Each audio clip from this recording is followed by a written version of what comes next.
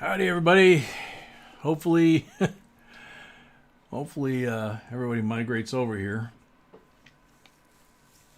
It was kind of weird. We haven't had a stream since we worked on all our tech stuff with the manufacturers of our gear that we've got here that we use.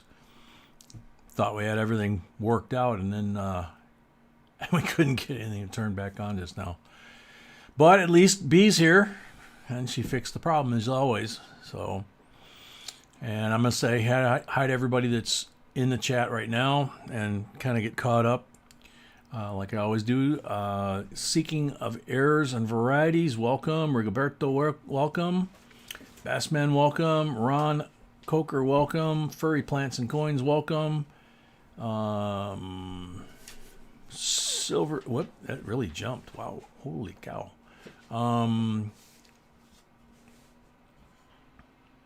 Moto Dot, welcome. Stormy Normie, welcome. Malcolm's Coins, welcome. Dan Earl, welcome. Rick Lewis, welcome.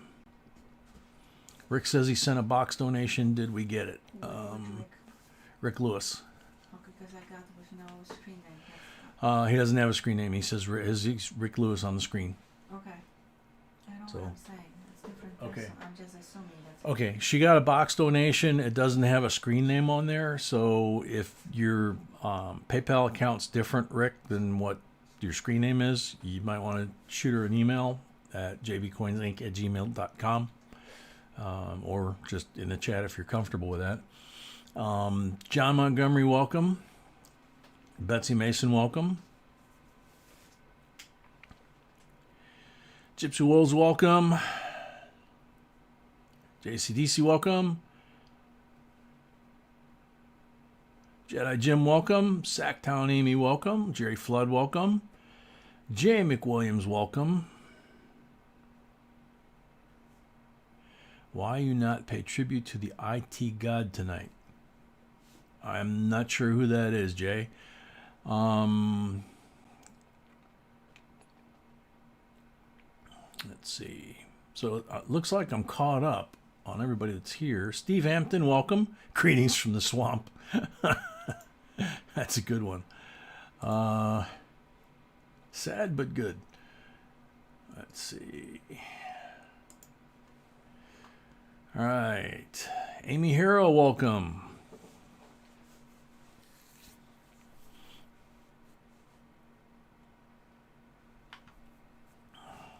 Wow, that's cool, Amy.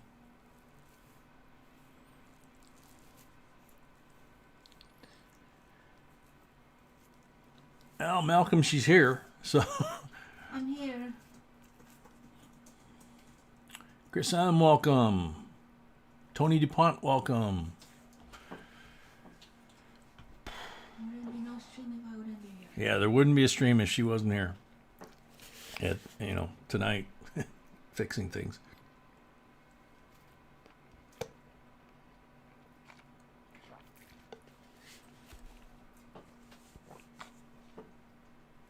Seeking of Errors, it's cold in Georgia tonight.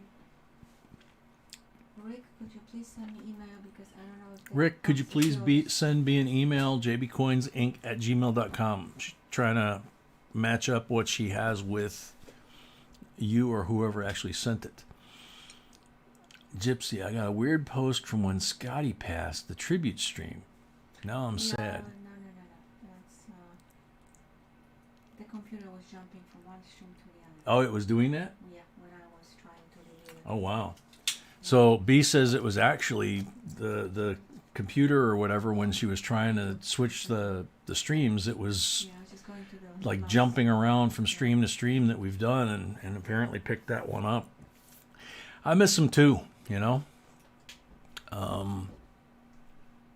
He always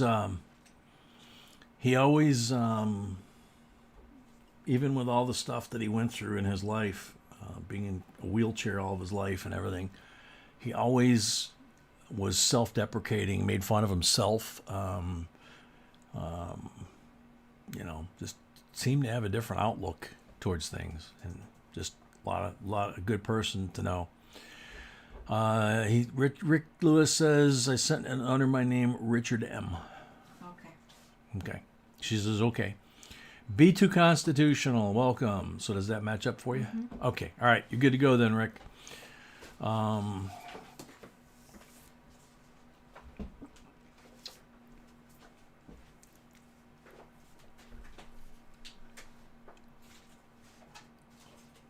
Yeah, I actually thought of him the other day because I saw a guy that took, oh God, what was it? I want to say it was like an industrial strength leaf blower, you know, like heavy duty, serious leaf blower. And we were always kidding around him and I about putting like rocket engines on it and wings on his wheelchair and stuff. And his other half was getting all freaked out about it, you know, like we were going to really do it. And I saw this guy in a wheelchair with a leaf blower pointing backwards, and he was using it like a jet engine. It just reminded me of those conversations with him. So, Charles Seeks Silver, welcome. All right, so we're going to get started, I guess. Yes. Okay, for those that are new here, I'm Jay. My beautiful bride to my left is B. Between us, we comprise JB Coins. There is no JB, basically. It's J and B. And sad part is she got the beauty and the brains. I just got the herring arm and the voice, I guess. Laura Brown, welcome. So, if you're new to the stream, basically the rules here are very simple. Rules of etiquette, if you will, in the chat. We don't like come down hard on folks unless you talk about politics, cursing, trying to sell product or coins or whatever, trying to advertise a channel without asking B. If you ask B on our email, you send her an email and say, hey, I'd like a shout out, no problem. We usually do it.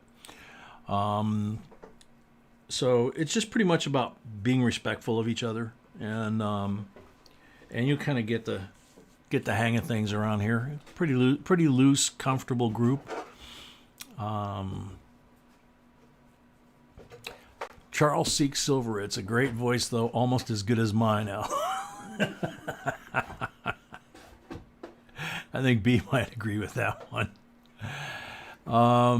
So anyway, we're going to get started. Ron Coker has the first full box, and what you guys will see is how we do things. A full box being a sealed box versus a mixed box or open box, which is multiple people buying rolls in that box, and things that we do to kind of perk it up a little bit. Joseph Hollow, welcome. Jason Tremble, welcome. So Ron has a choice between 1, 2, 3, and 4 tonight, right? Right. Okay. So what's it going to be, Ron? Thanks, Jason. Stan H, welcome.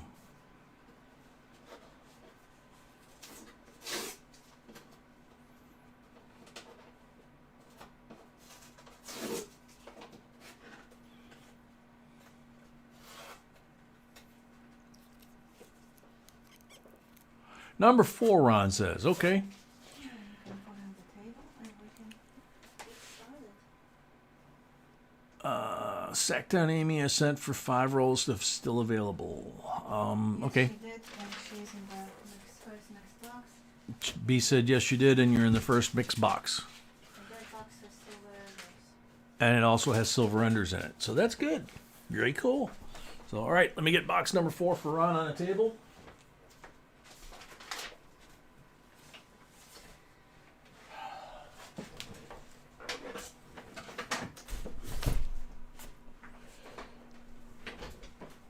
Get this party started here.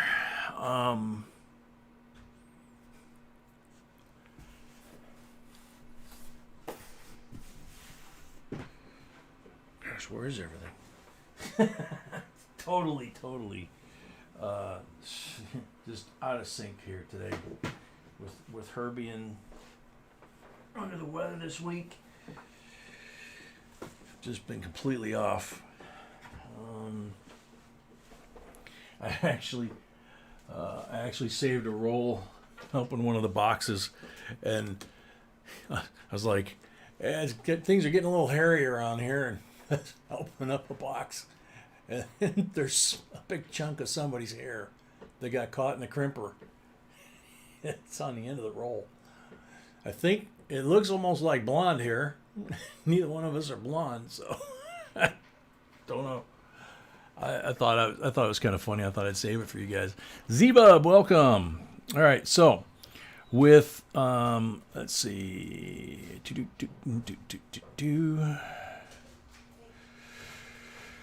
All right, so the full box is a sealed box from the Armored Car Company. You can see the tape from the Armored Car Company on here, and B numbers them just like the envelopes. A full box is not $500 in cash for the $350 that the person pays to buy the box. Email Voyer from Connecticut, welcome. It's basically one box with hair. It's basically, we go through all of the rolls in this one box for one person. In this case, Ron. We've got another one for Rick. Anything we find of interest that's in this box, of course, just like we do rolls, would go to Ron or the owner, the owner of whichever box we're doing. We hide 5 marked rolls in every open box that we do. We mark the ends of the wrappers with magic marker on the paper. 3 of them are black, 1's green, and 1's red. The 3 black ones are 40 percenters that kind of look something like that. And the green one is a Benji 90 percenter, looks kind of something like that. And the red one, if it's in a box, is an AU or better Walking Liberty. And if it's an open box, it's a 64 90 percenter. So it's 2 90s, 3 40s, all BU, every box we do, whether it's a sealed box or an open box. So we guarantee that no matter if the box is a clinker from the bank, there's 5 beautiful silvers in every box. Glenn Forster, welcome. Johnny J from Portugal, welcome.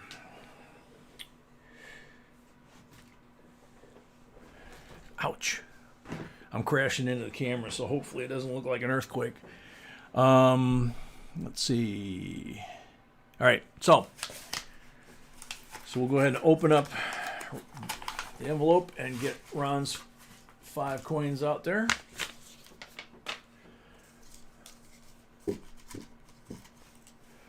So 67, 40% BU, 68 with a little extra hair there. 68 BU, 40%er, 69 BU, 40%er. So there's the 3 black ones. There's the AUBU Walker, 1946 in this case.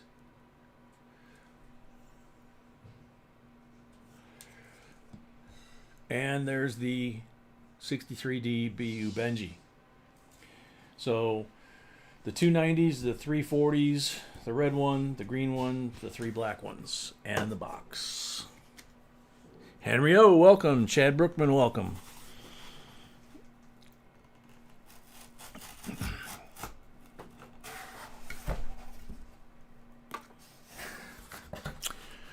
So now we rip open the box, take the lid off so it's a little easier to work on, and put the sorting tray up here,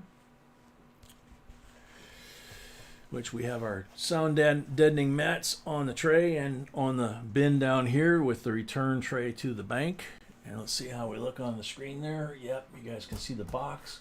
You can see the sorting tray. Might need to move just a hair this way. Let's see. Because I like when you guys can see the whole tray. But I got to leave room for coins over there too. Let's see. Yeah, it's probably about as good as it gets. Okay, so we got that. And we're ready to go. So good luck, everybody. We have not heard, just to put it out there, we have not heard anything that I'm aware of this week from Pawpaw. No updates. So we'll assume everything's okay. Prefer to assume it that way. And let's get this party started. Wow, that looks interesting right there. I mean, from my angle, that's shinier than all these first 3 rows, but let's see what we got. Pull the first. Yeah, that definitely looks shinier. That could be a proof, you know, decam proof, something like that. So let's see. Now, with a full box, we don't check for marked rolls because we've already given the 5 coins out here on the table. So it's kind of pointless. We can't get in there and mark the rolls. That's why we do that. Matt Prim, welcome. Riley Manderscheid, welcome. Oh, it's got the really shiny edge on it. And it's tails out, so let's see what we got. Whoa, as I drop it. 82, SD cam proof. It's got some scuff marks on his face, but it's still an 82 SD cam proof. It is clad, but man, look at that reverse, the edge. So that's the first extra, what we call specimen coins or special coins, things that are collectible or interesting. And it looks like, yep, 64. 90% silver. Very first roll. Wow. A decam and a 64 in the first roll. And the decam was the under. So, let me get in the right position here and let's see if we can't tear into this thing. Opus Singer, welcome. Just found a 75W at Weir Farm. Cool. God, what a week. I'm so glad she's feeling better.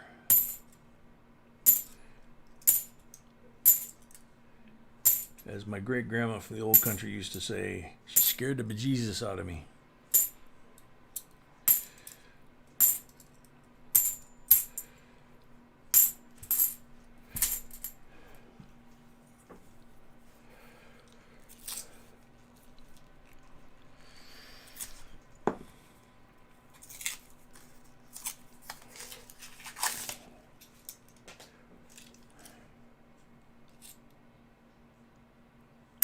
Four.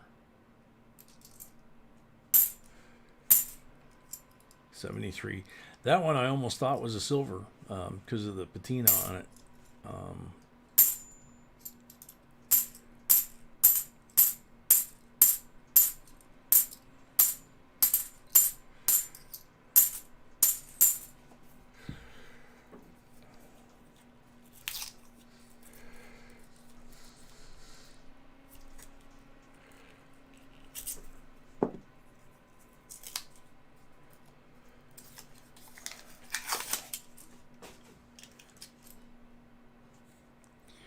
Uh-oh.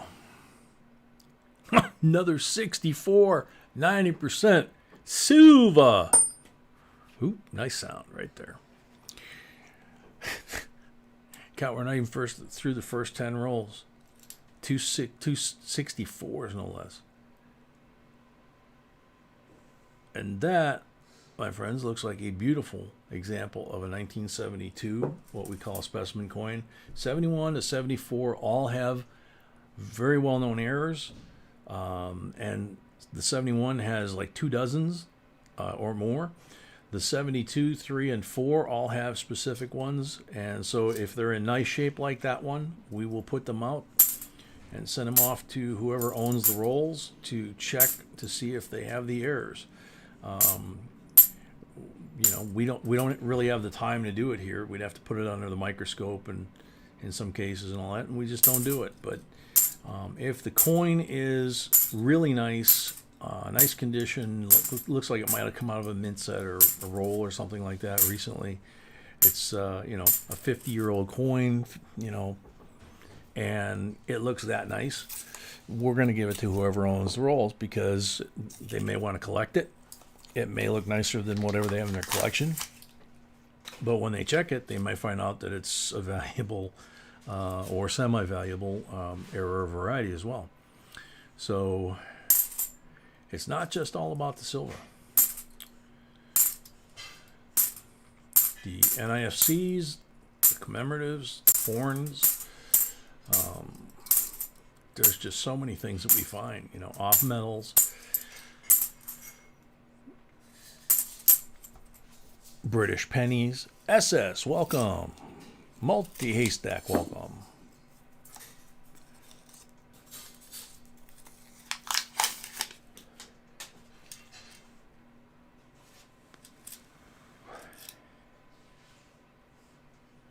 Close. 89, it was in nice shape, but the crimper got it. Right across the face. Or the lettering by the face.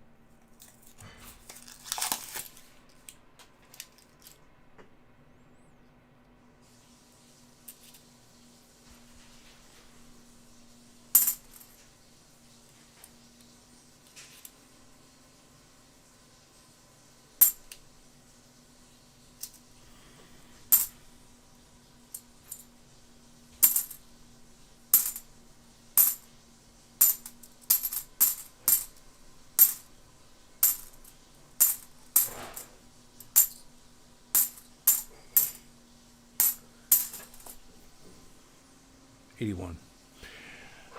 Double checked myself there. I thought that might have been an 87. Nathan Pyatt, welcome. Bob Magnata, welcome. Has anybody ever brought bagged $50 to the bank and then been shorted on their accounts? Bob, in our case, we used to take bagged $50 to our bank in South Carolina before we moved back to Illinois, but we never were told that we were short on the account. So maybe somebody else has had that experience, but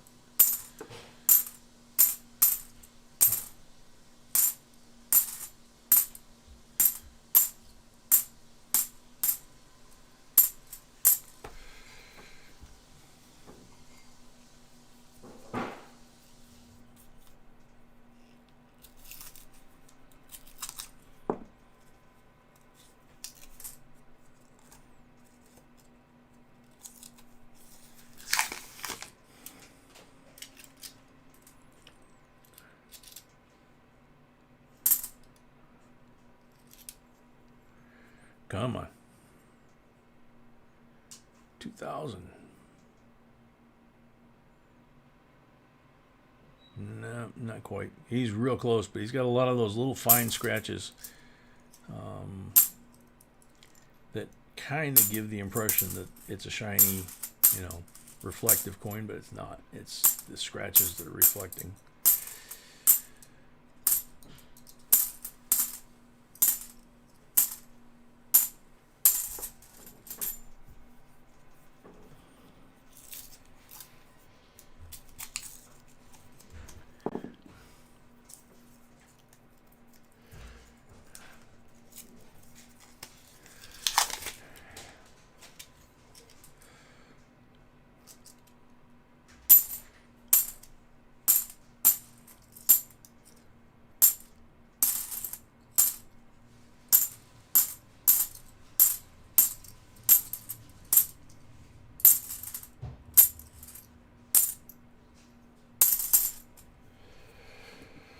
Sarah Dabney from Oregon, welcome.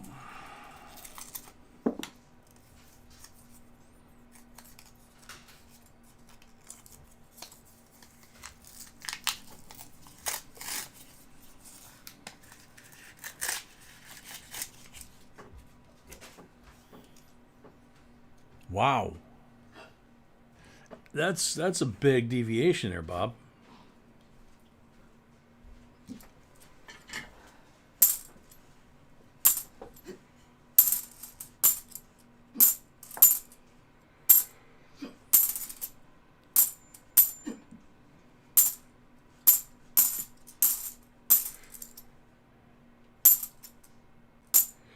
If you have a scale at home, Bob, one thing you can do to help double check that we used to do is once we get the bag done and we'd have our bags from, doing this, you'd have more than one bag, is we would weigh them all and make sure that they were all pretty much the same weight. And if they were all the same weight, then it's kind of hard for them. That would be the puppy, the little one. Throwing his food bowl. If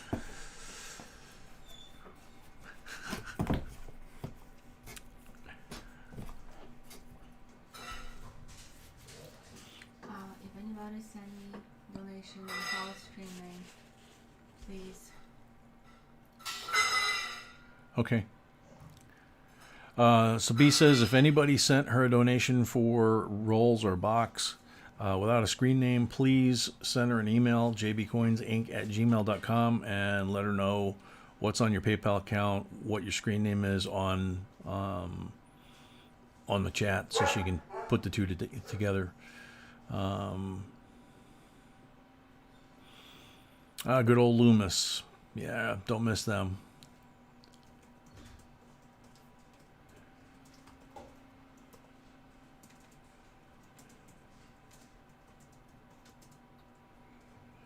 So you're putting it in the plastic bag, or the bank is? It's a huge difference there too.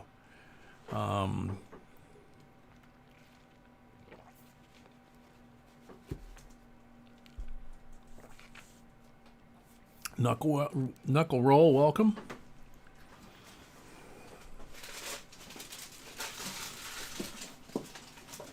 $92.96. And 6 cents. Okay. Crystal Twerk. Hey, hello family. Crystal's in rehab, doing good. But Ted just got out of the hospital yesterday. I went in 10:20 and was sent home 11:04. Holy cow, dude. Hope you're okay. Did you wind up going in for COVID too? I mean, if Crystal's in rehab, that's good news. That's another one from the what we call the family for you new folks is, the folks in the chat that are regulars and everything. This is Crystal's husband, Ted, who's giving us updates on Crystal, his wife. She was in ICU and not expected to make it, and she made a huge turnaround here, and she's in rehab now. But, geez, you had 7 heart attacks? Holy cow, dude. Did they find out why? Huh?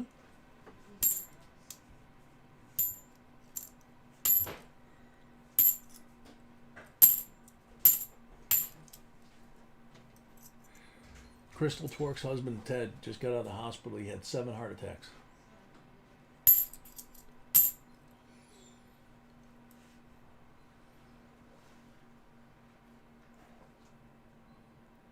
That is a beautiful 71. You're going to have to check that one, see if there's anything good there.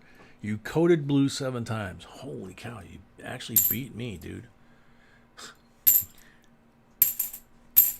3 on one day and 1 a long time ago.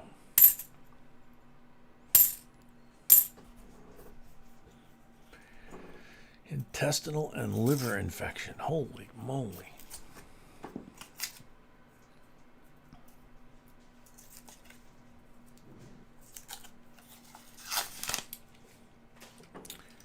Well, I hope they got that under control and that you're doing better and that she's obviously recovering.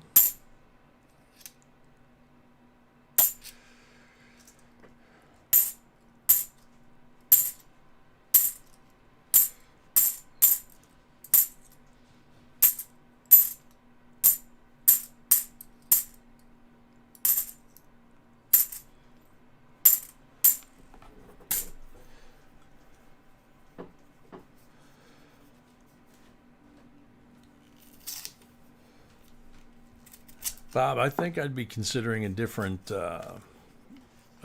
bank. Maybe if you have the refrigerant scale, maybe weighing the bag, photographing the weight, of each bag and the serial number on the bag, because I know they all have serial numbers. And then keeping that on record basically. Because if they're all 25 pounds, for example, and I can't remember, I think that's the weight of what they were, but if they're all 25 pounds and you have a photo of them on the scale at that weight, it's not to say they can't do it anyway, but if they continue to do it, then I would report them to probably the state banking authorities, and then move on to a new bank if it's an option. I know in some places it's not an option. You don't have many choices. But where we were in Charleston, there were lots of choices, and obviously here in the Chicago market, there's tons of choices.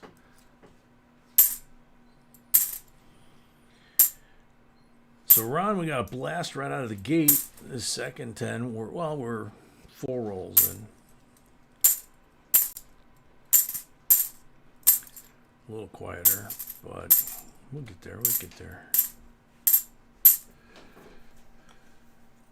Old Man River, long time no see. Welcome. Seeking Errors, you wanna Ray Kimbrell, welcome. Seeking Errors, hopefully you left that in the comment section under the video, underneath that video where we asked that question, because that's where you leave the comment to be qualified for the giveaways. Yeah, if you say it here in the chat, it doesn't mean anything to the computer that picks the comments for the giveaways. So you want to do that in the comment section under that announcement video for the questions asked. That way the computer can hopefully pull your name.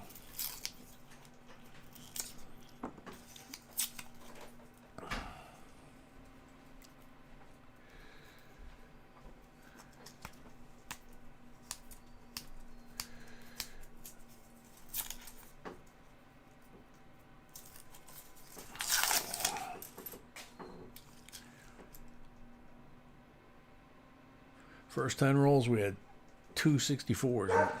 Second 10 rolls, so second 5 rolls. I'm going to say one more time. I received donation from someone for 5 rolls that I know for the fact that it's different. They have stream in. It's hard to hear you over the two crazies. Okay, so you got a donation for 5 rolls. I need to know what's the screen name. And you need to know what the screen name is. Okay.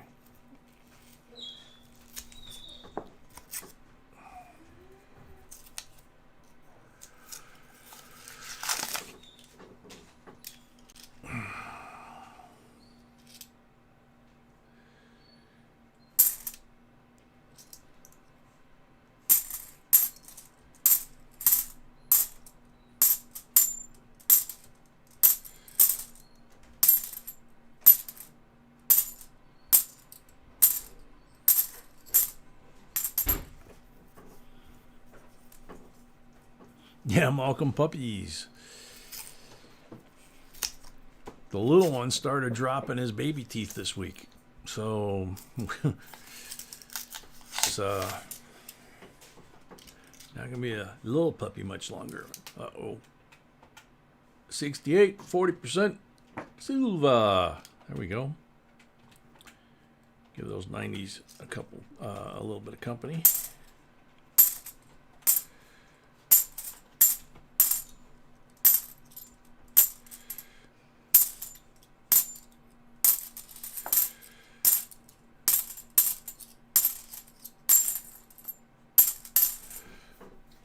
$20 left in the next box with silver enders. Okay, Jixer, welcome. And B says there are 20 rolls left in the mixed box full of silver enders, or with silver enders, which is right after this box. Yeah, if I sell the 20, yes. Okay, if she sells that 20, it'll be right after this box. And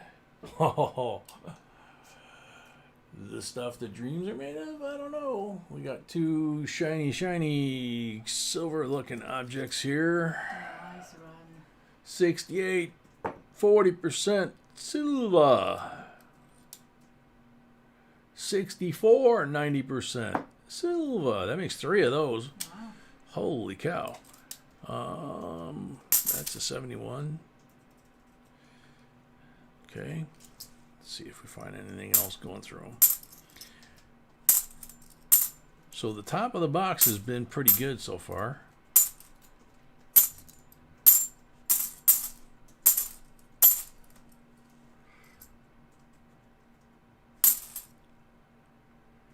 This is what I mean by coins that we decide to keep or throw back. Those are both the same year. One on the right is almost good enough to give away. They're both 88s, and this one is just beat to snot on the left. So typical circulated beat to snot versus the quality that we give away, because we don't give no junk. Ray, Jay, give us a peek again of that peace dollar. Oh, I put them away. But yeah, that does seem so far to appear to be the best looking of the group. Wow, 64, 90% silver. Got 4 of them. Okay. So I sold the 20 in the next mix box. Yeah. So right now we're up to 3 boxes. Okay. If somebody wants 4 boxes, okay. Otherwise, I'm posting sold out sign. There will be. Okay. So we have 3 full boxes sold. Right now I'm oversold because that's what usually happens. Okay. But Right now we're oversold. So we have 3 full boxes sold, and you said you sold the rolls in the mix box? yes. Okay. All right. So we're sold out. That's not what I said, but that's okay. Oh. April W. Is anything before 65 90% silver? Yes, anything before 65 is all 90% silver, as far as dimes, Okay. So quarters, half dollars, dollars, that kind of thing. Obviously not pennies or nickels, but some of the nickels going way back. But like in the 1800s.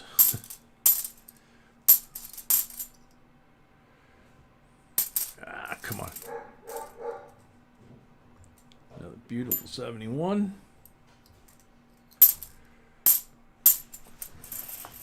Okay, first or second 10 done.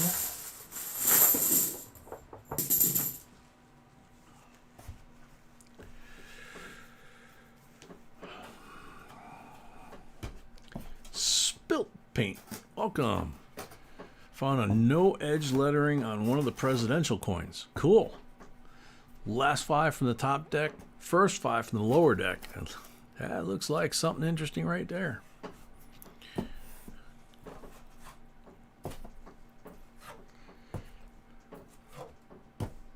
Looks like another one right there. All right, finish the top deck here.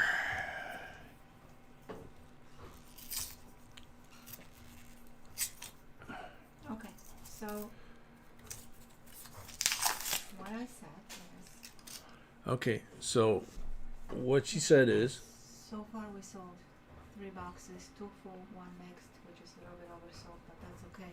If somebody would like a full box, we can do that. Other than that, we're not going into separate rolls, individual rolls. so we have 3 full boxes sold. No, 3 boxes total. Oh, 3 boxes total. 2 full and 1 Okay. mixed. Gotcha. So we got the 2 full boxes sold and the mix box sold. So at this point we're sold out, calling it a 3 boxes basically. There is a box if someone wants a full box that B would be willing to go to a 4th box tonight, but otherwise she's basically saying that you know that she's going to call it at that, like I mentioned in the video. Just depend, the number of boxes tonight would depend on how well she's feeling tonight, you know, especially this being her first stream back and first time sitting in that chair for, you know, a couple hours at a whack.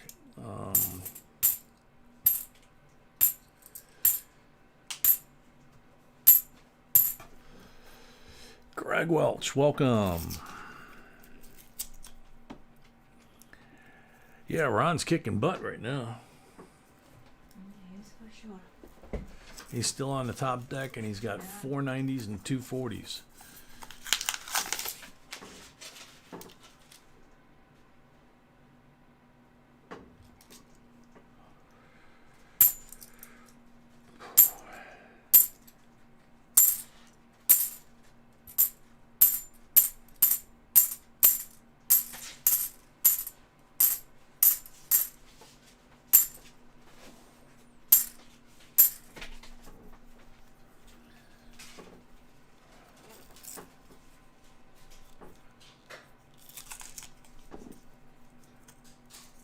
Namaste, welcome.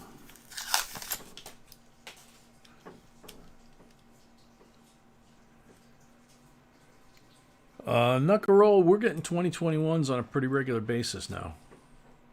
In our change, or are you talking about in half dollars? We've gotten a couple 2021s here too.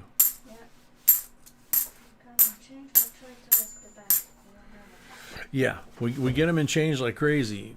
Sometimes every quarter or every coin we get in change from a location is all 2021. But then we go to our local branch and ask them for a box or even some rolls of new issue, and they're like, we don't have any. It's like, oh, okay. So, who knows? 2012 NIFC. It's got an interesting patina on there, but it's still a 2012 NIFC.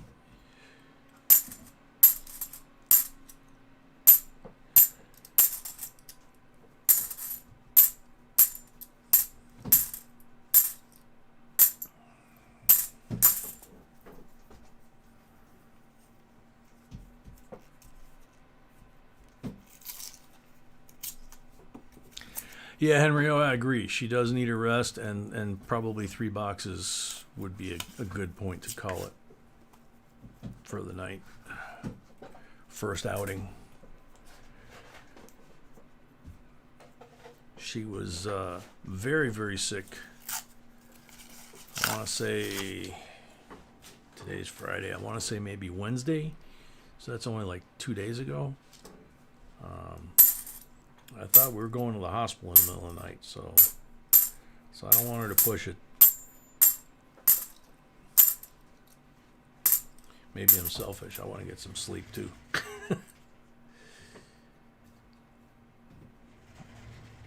Nice 71. When your wife's sick or you have a sick child in the house, it's like you just don't really, even if you sleep, you're not really sleeping. So first roll from the basement. Top deck's done. Top deck did well. 490s, 240s.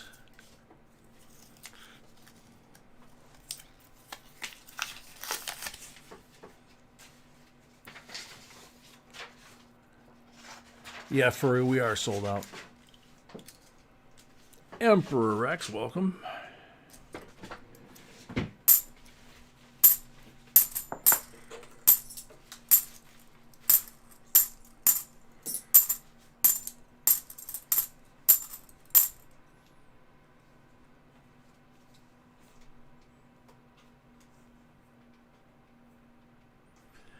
Is a very interestingly toned 71. I'm going to call that a rainbow. It's not a traditional rainbow like we normally see. The colors aren't segregated uniformly like you normally will see, like the blues and the pinks and greens kind of fading into one or another. That one's a little more blotchy, but I don't think that one's a man-made. I think that one's the real deal. This looks like an ender to me. So let's see what we got. April, anything that's of value, anything that's collectible, anything that's cool, kind of like that rainbow.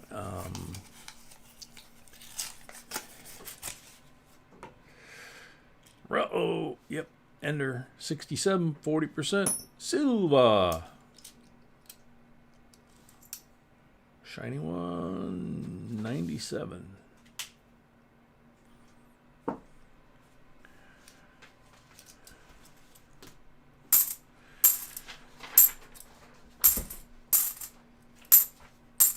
Now, for those of you that are new, when we get to the bottom of the box, we're not done. We actually are done with phase one. There's basically 3 points to this when you have the full box. The first one's going through the coins and the rolls. Second one is 25 pulls from the silver bag, which you guys will see in a minute when we finish this, the rolls. And then those brown envelopes out there that are numbered, each one has an MS-70 perfect American Silver Eagle slabbed. Different years, different mint marks, and of course different values. 2005 Nifty in nice shape. Can't tell if you guys can see that one or not, so move that one over a little bit. So we try to randomize things as much as possible. That's why the boxes that are sealed are numbered. The envelopes are numbered. And we'll explain the bag, how we kind of randomize that one as much as possible. So Ron will get 25 pulls from the silver bag, so that's 25 more opportunities to get 40s or 90s, or blanks. Doesn't mean he'll get 25, but never know. Sometimes I'm pulling hot, sometimes I'm pulling cold. And then ended off with the MS-70 Silver Eagle. And, yep, B just put down the bonus coin. Since we have a two-way box battle, whoever wins the silver count, this silver, the silver that comes out of the rolls, not this over here, not this kind of silver, and not the silver from the pulls. This silver that comes out of the rolls counts for the box battle. So if Ron ends up with the 9 and Rick ends up with 10, then Rick would win the box battle, and he would get that coin that you just put there in the slab, another silver coin as the bonus for winning the box battle. If Rick doesn't get more than Ron, then Ron gets the coin. So, and the more boxes we have in the box battles, then, you know, the more valuable the coin, the bigger the coin, the bigger chunk of silver, whatever you want to call it, we put out. New Year's Eve Marathon was 14 boxes, 14 full boxes, and 1 mixed box. And the New Year's Eve Marathon lasted 14 hours, I think. 2007 Nifty. Put that one there. Maybe longer, can't remember. Did all the time zones in the United States, each hour. Celebrated New Year's like 11 times or whatever. And did a giveaway for each time zone. And with 14 full boxes, we had like a prestige set as the bonus coin. So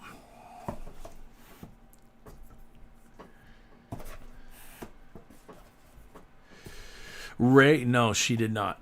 She did not. She had an intestinal thing. She still got it. They've got her on antibiotics and pain meds. And at times she was pretty much curled up in a ball face down, like the other night when I thought I was going to take her to the hospital. So, John Ruck, welcome.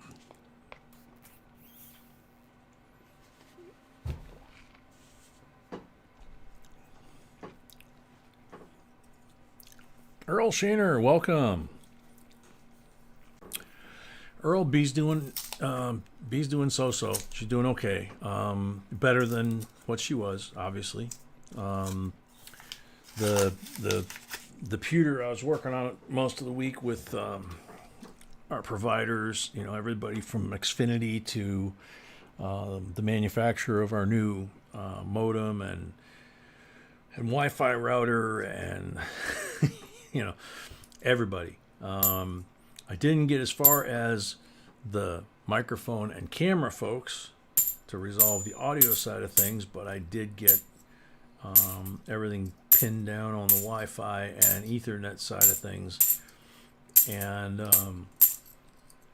so, you know, like the lag situation tonight should be a lot better than what it's been in the past.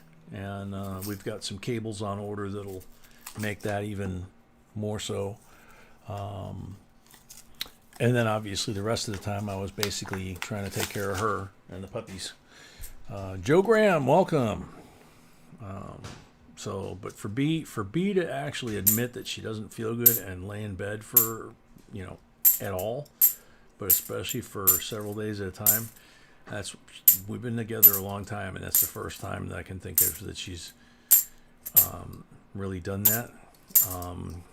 Scared the bejesus out of me, like I said earlier. Betsy Mason found 35 buffalo nickel this week in a roll. Cool, very cool.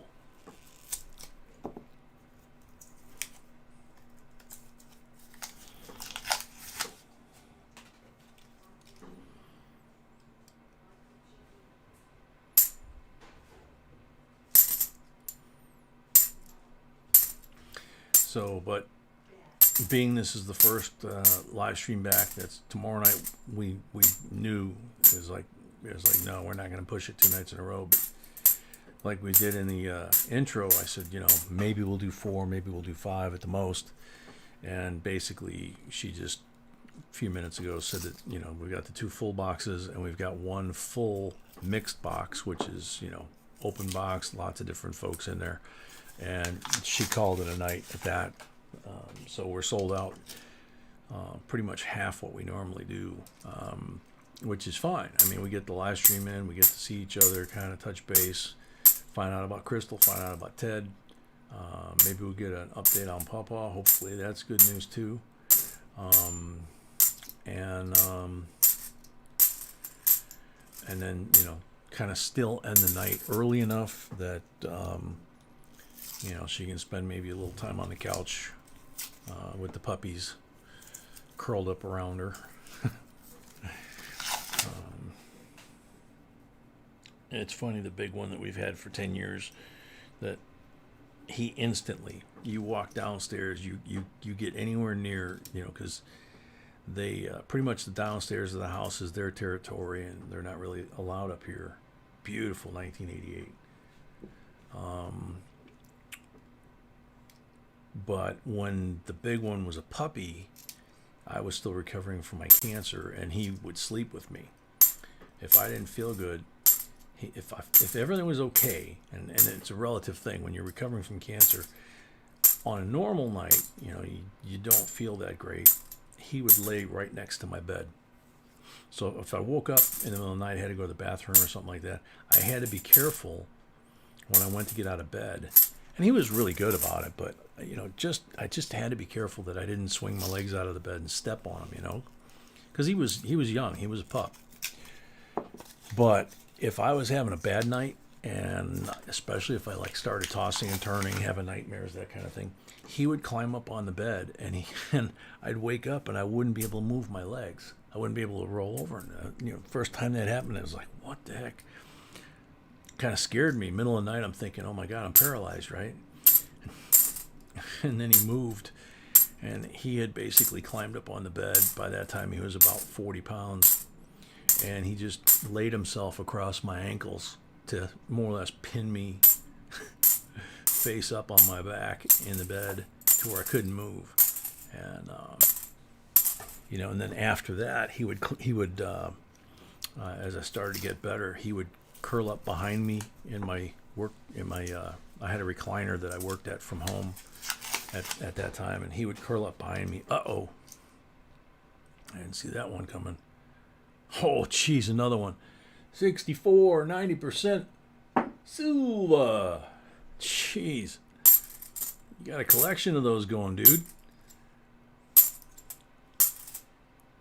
So he would just curl up right behind me and press his body against my back the bigger he got, and he still does that. He sensed the other day that she didn't feel good, and he was like man, he was like right behind her ankles the whole time she was walking around the house. He was following her, and he was just like one step behind her.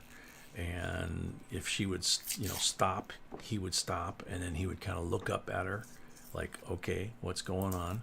And then if she would go sit down somewhere, especially if she sat on the couch or the bed, he would just, very gently climb up there, curl up next to her, and make just enough contact to let her know that he was there.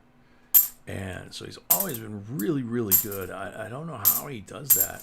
The little one hasn't picked that skill up yet. Of course, he's a little younger than the big one was at the time, but the little one's still at that hyper puppy age where he's kind of bouncing off the walls.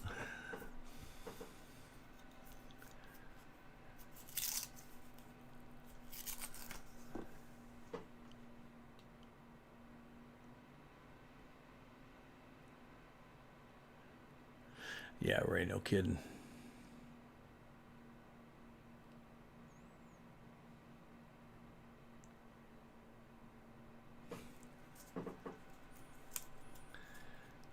Hey, Jack, welcome. Oh, yeah, Sarah. There's no question about it. They do sense everything. Look at that. 2021. Somebody was asking earlier. 2021 Philly. Gorgeous brand new issue.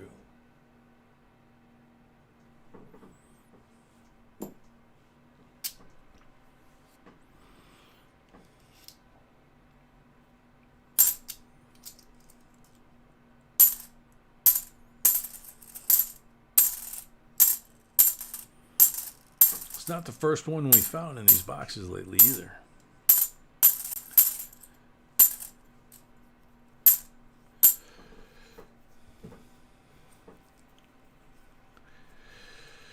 Ray, I'm catching some of them, but some of them have really odd coloring to them. So yeah, I am missing some. These I don't think I'm gonna miss though. This one looks like one here, and that one looks like one here. Could be wrong, but this one could be a fake actually. Now that I'm looking at it. Yep, 71. This one I think is real though. Yeah, 64, 90%. Silva. Holy cow. So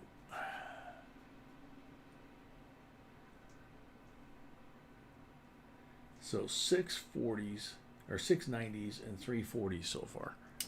I mean, we got 10 rolls left, but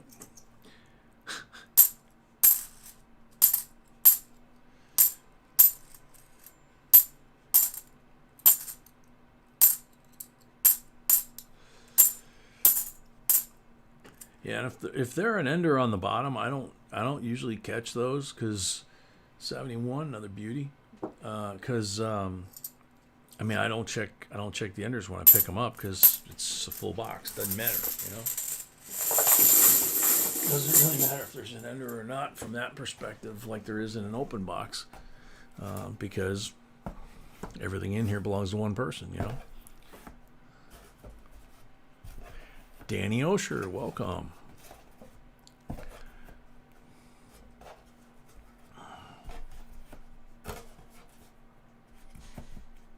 John Ruck, welcome. Empty box. So there's the last 10.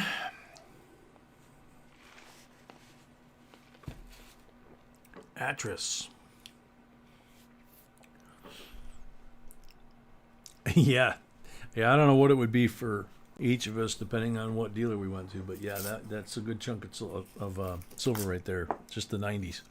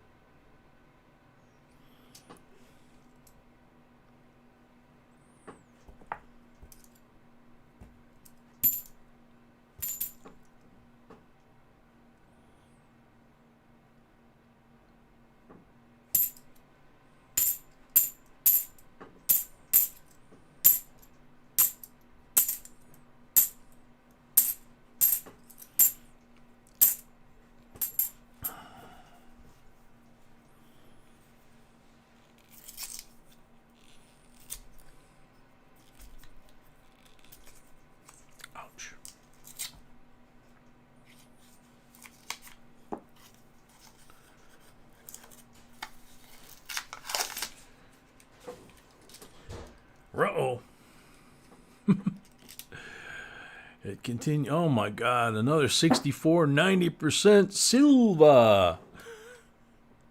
Holy cow! Somebody dump a roll of 90s in here.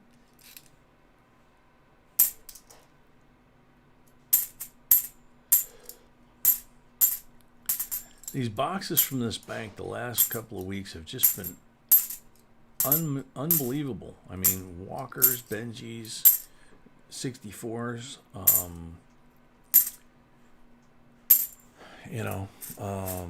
and the quantity. It's just been nuts.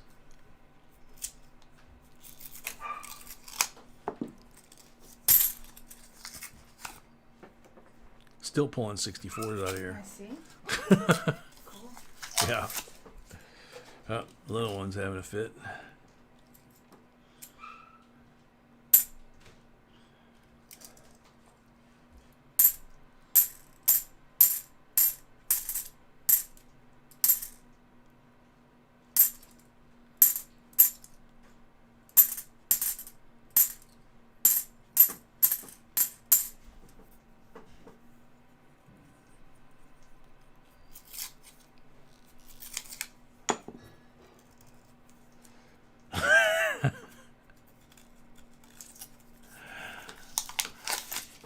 Holly Armstrong, welcome.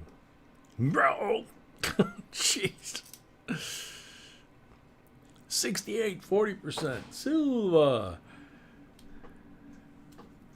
Yeah, I'm beginning to think, Ron. It's like, wow. Did you get to the armored car company and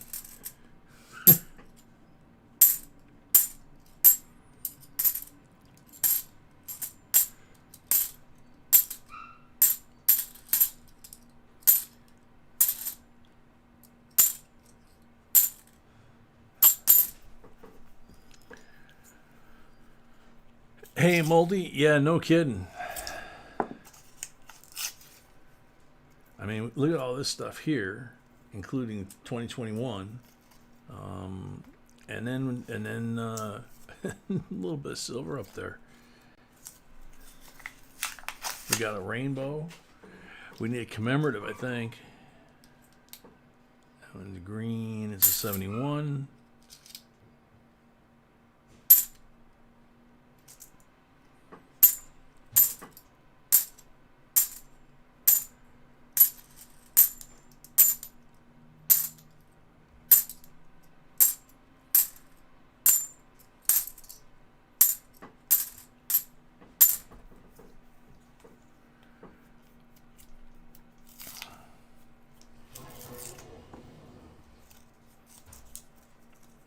April, yeah, there definitely is a difference between American and Canadian coins.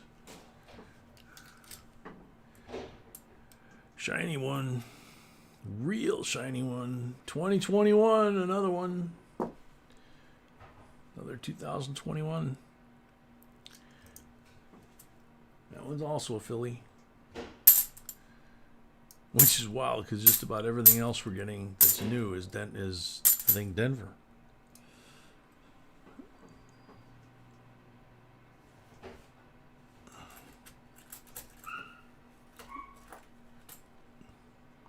Yeah, Denver, 2021s. That's weird.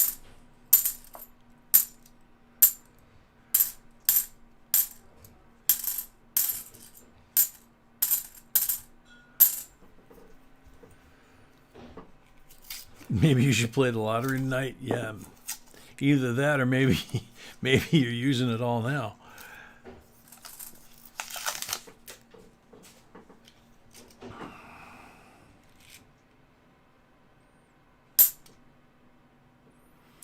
Yeah, we're going to have toonies and loonies here pretty soon, too. Starting with January 1st, the quarters will be no longer state parks, national parks, that kind of thing. Our state quarters or national parks. It'll be the women that have influenced the nation, starting with Sally Ride and Maya Angelou. And I'll tell you what, Sally Ride's looks from the photos, the drawings that they've released, no photos of any coins yet, obviously, but the designs. Sally Ride looks really great. The Maya Angelou one looks a little strange. You know, just the representation. It's not really a portrait. It's kind of like her throwing her arms in the air. Uh-oh. 67, 40% silver. It ain't stopped yet. But it'll be women for, I think, the next 4 or 5 years on the quarter. So the Delaware, Washington crossing the Delaware reverse on the 2021 is a single year of issue. So it's already collectible. It will become more collectible as more of them become circulated and worn out and all that. And they've been extremely popular. The interesting thing is they're being minted for 9 months out of this year, and the Tuskegee Airmen were only minted for 3 months, and they were the last quarter of the America the Beautiful series. So they're actually harder to get, lower mintage. So we'll see how that goes over time.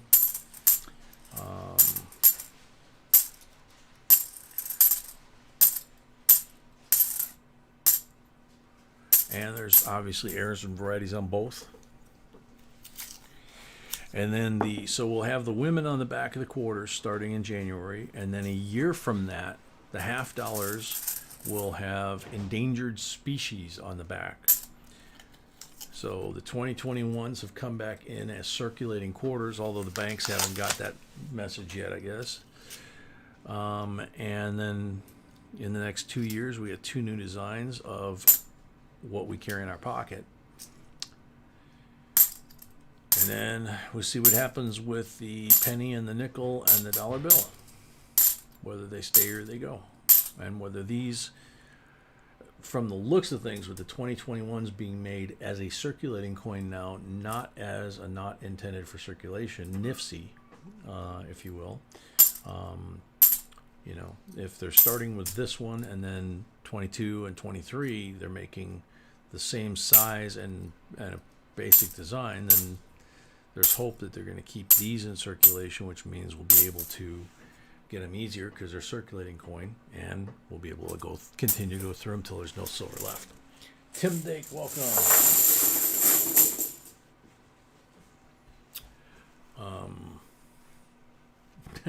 Okay, so we got 740s or 790s and 540s for a total of 12, which B will tally up on there in a second.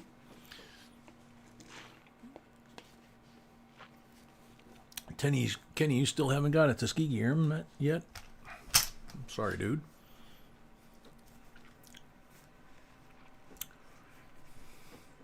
So this is the silver bag. It's literally hand sewn by my sweetheart when we started doing live streams, and she literally made it so that it would be just big enough for me to fit my big old hairy hand in there and not be able to see the chips as I'm pulling them out of there. Okay, and then the chips themselves, and there's no trick lining or anything. In fact, the lining that she did add at one point, because this was starting to rip, she put a lining in there. Well, we wore the lining out, so we ripped that out. And it's still giving us good service here 4 or 5 years later. The chips are from Hobby Lobby. They're simple, plain old, 1.5 inch wood discs, and about half are marked with the 40 and half don't have a mark at all. These are blanks. And if you get the 40, then you get a coin like that. There's 190 with the red lettering on it. If you get the 90, then you get a 64 BU, which all of these are 64s, but they're not like that. So if you get that, you get these. So even though there's only one in the bag, it's not uncommon for one person, especially with a box, to have multiple 90s. So now we're going to mix these up. Now that you've seen them, we're going to mix these up and start pulling 25. Paul Orange, welcome. And you'll see the mods keeping count on what I'm pulling because I get distracted and lose my place. It's part of getting old. Blank on number 1.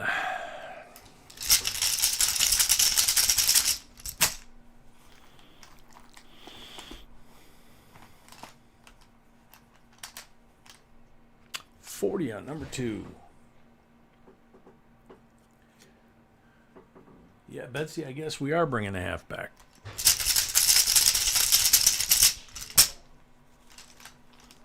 JC Lamouth, welcome. Blank on number 3.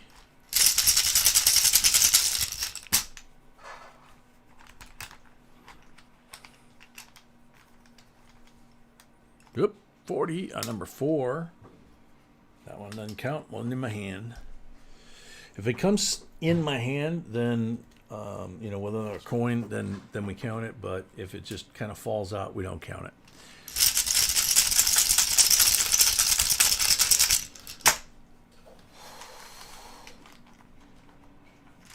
Number 5 is a 40.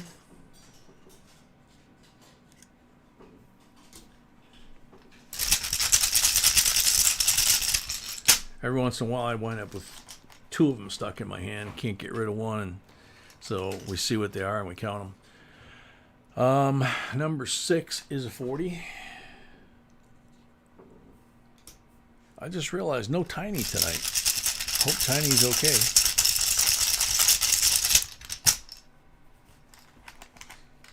And Zoe. Number 7 is a 40.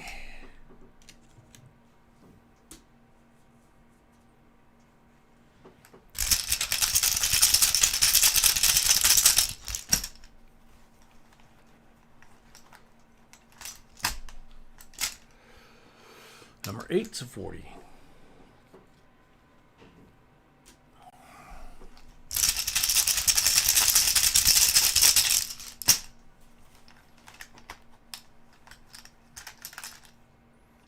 Number 9's blank.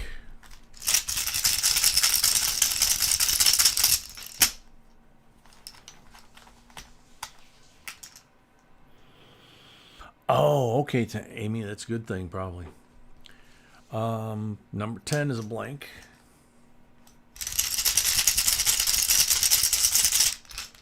Hopefully they can find something out to help them. 11's a 40.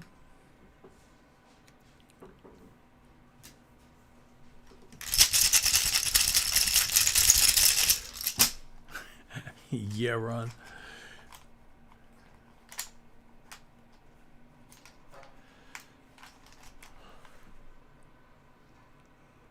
Number 12 is a 40.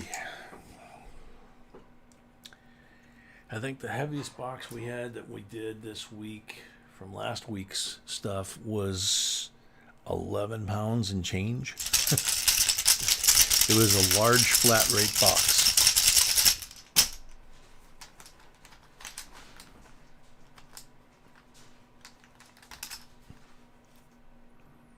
Thirteen's a blank.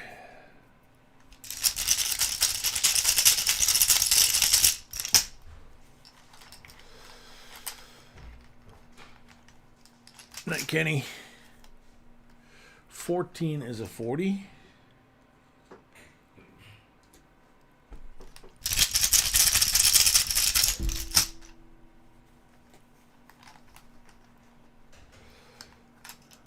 $15 is a 40.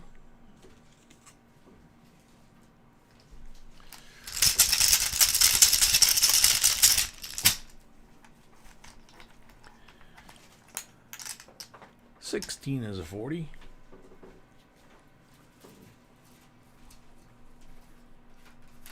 How many total we have? 12.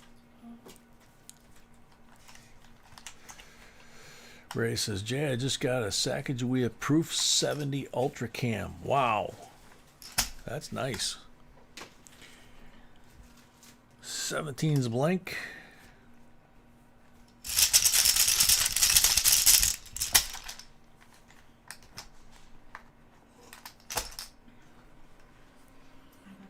18's a 40.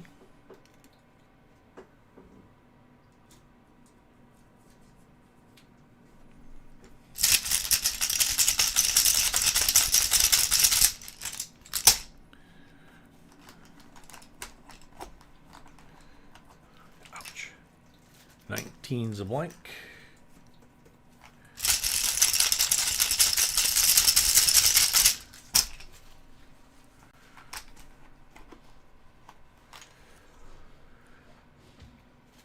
$20 is a 40.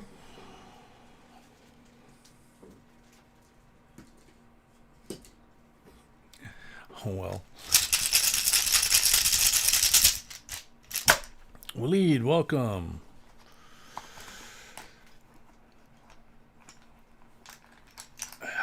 $21 is a blank.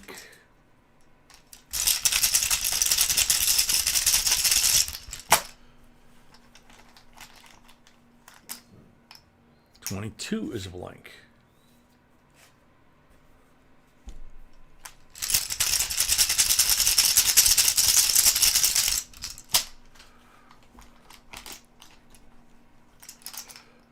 $23 is a blank.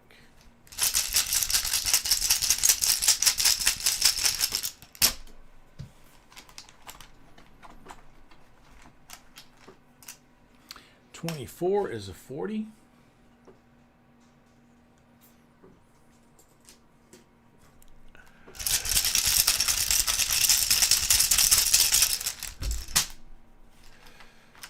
$25 blank. Bomber. All right, so we wait for the official count.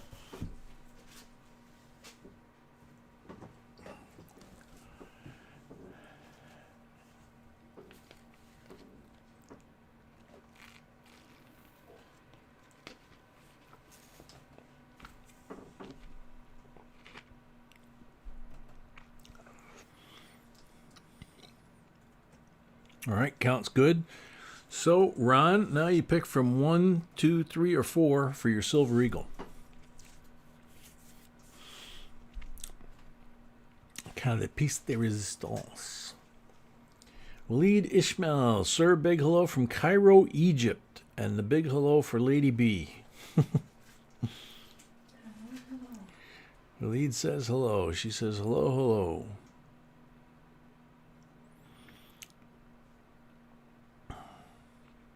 I know Ron said he's got buffering and lag, so we'll see if he catches up here. 1, 2, 3, or 4 for your Silver Eagle. And then we tally up just how bad your male person's hernia is going to be. Envelope number 1, okay.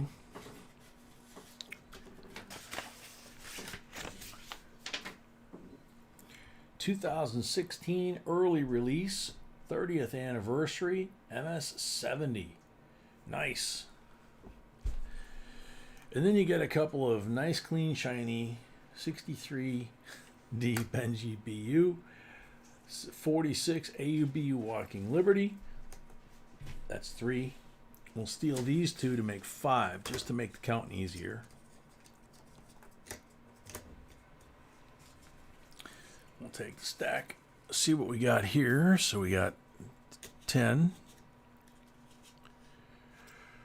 15,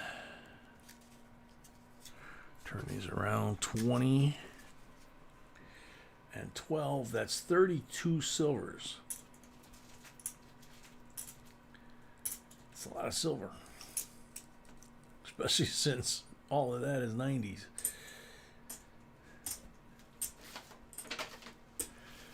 So 32 silvers total, and then 2 2021s, 4, 6, 8, 10, 12, 14 various coins here.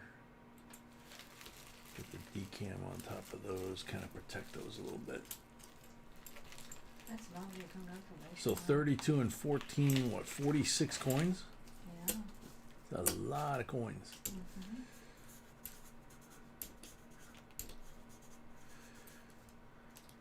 And huge lead. Hmm? And a huge number to beat. 12 Yeah. coins, that's not. Yeah. Yeah, huge number to beat. 12 coins. That's nuts, is what B said, if you didn't hear her. So there you go. I'm posting the order for the next box. So B is posting the order for the next box, which is Sold out of rolls. we're so, sold out of rolls. Sleep up donated now, so I don't know if they want a refund or carry over to the next stream, whatever they want, Okay. or the auction. Zbub, we're oversold, sold out. The next box is the mixed box. B said if you want, you can either carry that over to the auction or the next live stream with rolls, Or refund as always. or refund as always. McJames II, welcome. Yeah, you missed a huge box, but you can watch it on the replay. It's pretty cool. That's one again, that was amazing. And we're Yep. going Ron, thank you. That was taking amazing. a break and we'll be back. Yep. Gonna wash my hands, take a break.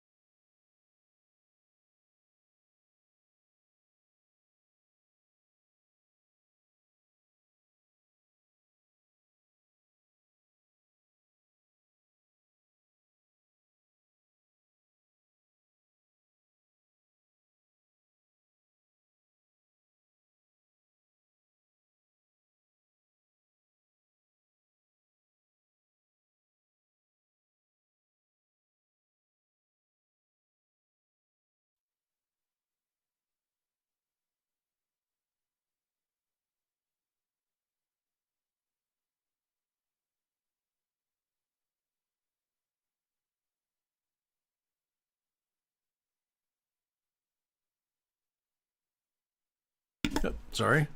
We're back here. Got the mixed box here, and we got the giveaway. This is for the end of box giveaway. And we're 4 away from the 100 likes, so we'll probably get there by the time we finish this one.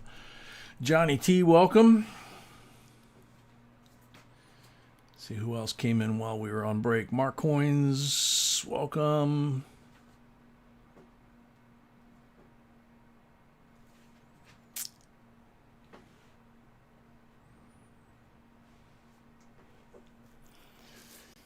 Alrighty, so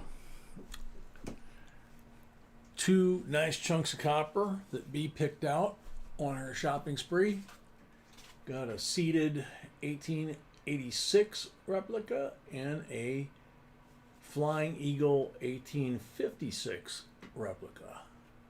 Both 1 ounce, and it's got the wheat penny. This would have been the reverse on the Flying Eagle, by the way. But, you know, a couple of nice copper rounds. 2 ounces of fine copper. 102 likes. All right, so we will wind up having another next after this one. John C, welcome. John, no, I can't. John, we don't buy coins here. If you have the DDO, you probably want to send that to Mr. Wexler, doubleddie.com. Pay him $5. He will attribute that as whatever DDO or DDR it is, and give you credit.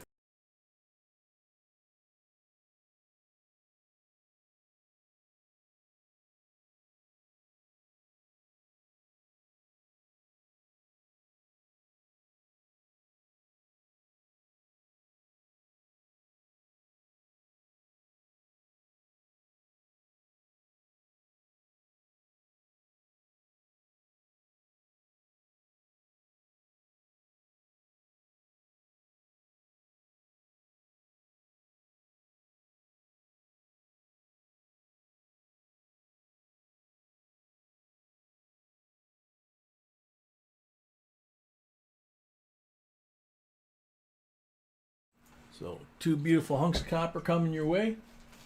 Make sure and send us your mailing info as soon as possible when you have something coming. Had, gosh, 6 or 8 folks last week that won stuff, had stuff coming, and we were trying to get the packing done and didn't have any information. So, okay, I've got sound. Did you shut the sound off, sweetie? Okay, so we have good sound. So you guys probably are going to have to reset. So this is the 100 like giveaway. This is an American Revolution bicentennial commemorative medal. It's George Washington commemorative medal with Williamsburg, July 4th, 1972. The stamps are the Colonial Craftsman if you go to Williamsburg, the pewter maker, the tricorner hat maker, the wig maker, and the rum bottle blower, my favorite guy, and the Sons of Liberty on the back of the medal. And, you know, 50-year-old medal in the envelope, first day issue, struck right there. And that's the 100 giveaway.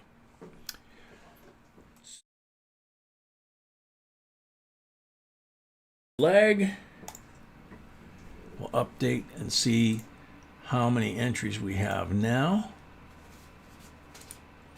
Looks like 120. No, we had 127. We still have 127. All right, didn't change. So good luck. Spilt paint. Spilt paint. You are on the timer.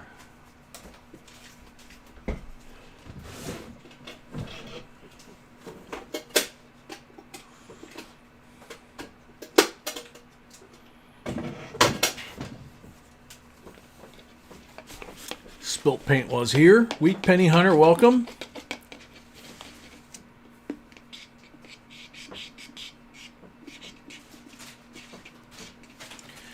Spilt paint, you are on the timer.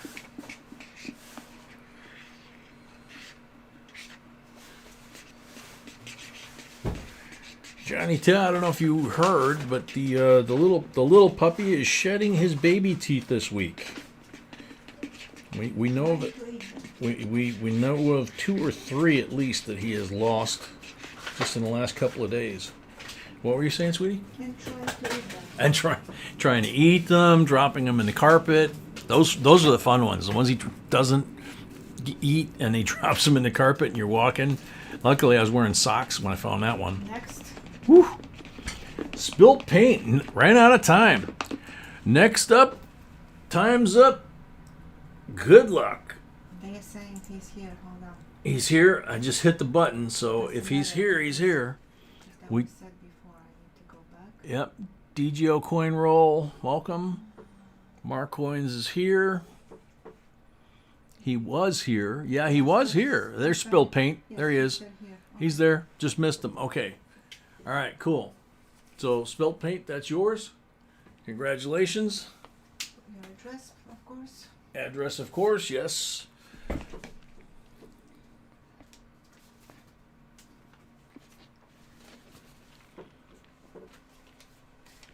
Alrighty. So, now we start what we call a mixed box or an open box. It's not a full box like we just finished. It's a box, literally, that's mixed amongst several people. So, what you saw in the full box, in theory, if that was this box, you'd see 12 silvers distributed out amongst these folks, plus the 5 marked rolls. So that's 17, you know. So we're slightly oversold. We got 5 extra rolls on the end here, but we'll get to them when we get there. They don't count when I ask for the starting point, okay? These are the last 5 rolls for the part that we were oversold. Jennifer Bell starts the box. She has 5 rolls.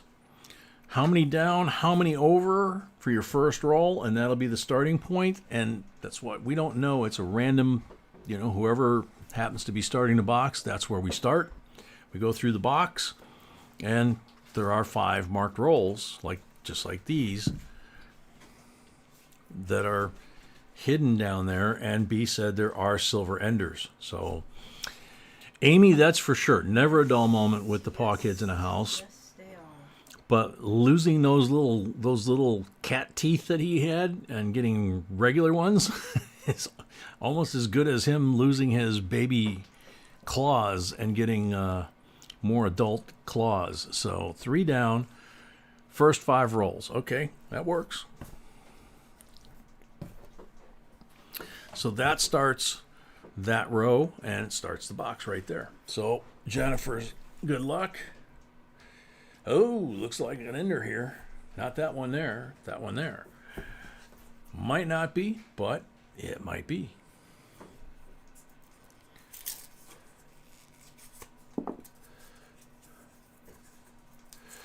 Johnny T, I thought of you today. I picked up a book. Hang on. Yep. 65, 40% silver. So silver ender right there. That's cool. I picked up a book. B and I went to do a Costco run, and they have a book with Abraham Lincoln and Frederick Douglass, and kind of going through the history of the two of them, their debates series, obviously, and their fights to end slavery. You know, what was going on at the time, that kind of thing. So yeah, I'm looking forward to reading that one. And it actually has a map in there. It's got a map of the United States, and it actually has Virginia, the eastern and northern portion of Virginia, along with Washington, D.C., kind of sectioned out on the map as that this is the area that the events took place. So I'm looking forward to that. Haven't read a good book like that in a long time.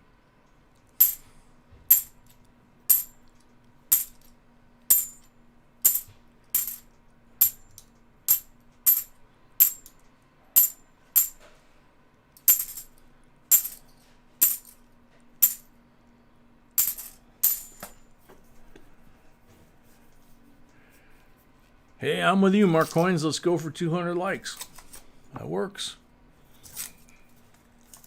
Patio, welcome. Yeah, we just did it a second ago. We did the end of box giveaway and the 100 like giveaway at the same time.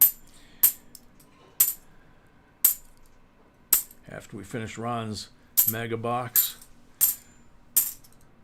monster box. I don't know if that's a trademark phrase or not, monster box, but mega box anyway.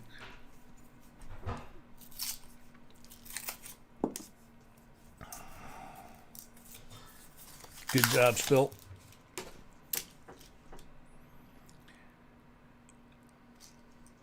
Yeah, with the new shipping software and me doing the mailing for the most part, B still helps me every once in a while. Like this week, we had a great big, I mean, the giant tote they give you from the post office, that thing was overflowing. And then right on top was this, we had 3 small flat rate boxes. Then we had a medium flat rate box, and on top of that we had a large flat rate box, and that was on top of a full bin. So it was my hernia going to the post office. But yeah, that was a lot of fun packing that stuff up. Always wanting more silver, welcome.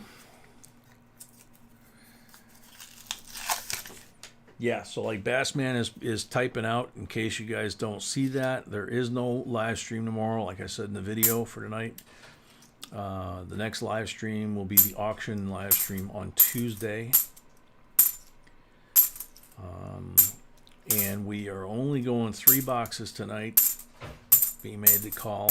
So we got this one mixed box.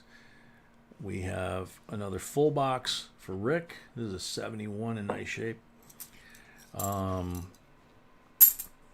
And Rick will need 12 to tie and 13 to win. And then that'll be it for tonight.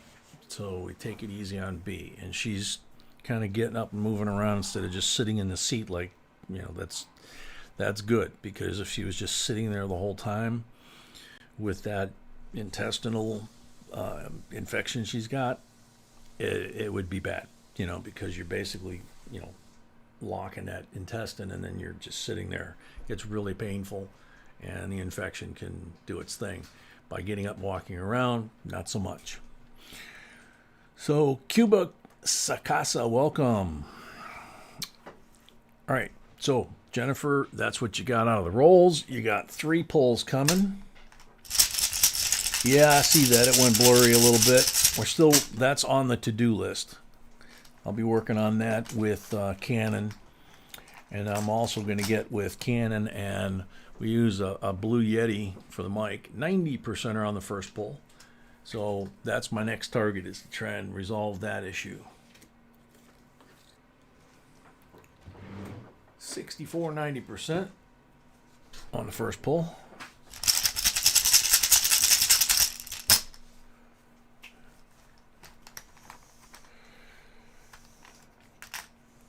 Blank on number 2.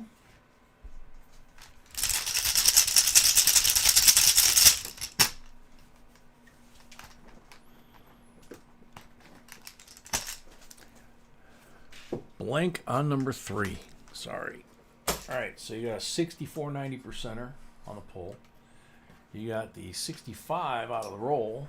So you got 2 silvers, and you got a beautiful 71 to check for errors and varieties. I'm here. You're here? Yes. Okay, there you Can go. see me? Thank you. Oh, baby, I can always see you. I see you in my dreams.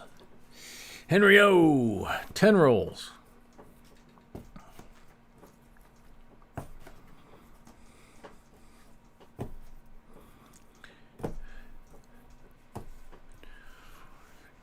$10, okay.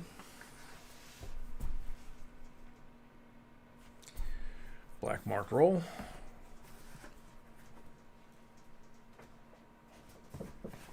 Okay. 67, 40% for the black mark roll. PCGS just emailed me and said no first day of issue but first strike. Really wanted that first have issue label, though that only applies to 100 plus coin orders the coin dealers got. The first only to, that's a new one. I guess when they switched presidents, they switched attitudes, because that isn't what they used to do. I have not met the new lady president. Neither B and I have not met her. We had gotten to know the president of PCGS before her. He was the one that brought in the quarter competitions, you know, and the registry, really building up the registry set competitions. The one involving this year with the penny, nickel, dime, which we found out officially we came in 5th. So that was kind of cool. We had never done anything like that before. But now we have this lady that's in charge, that's president, and they have almost 40 coins that we submitted at the World of Money in Rosemont. What was that, back in April?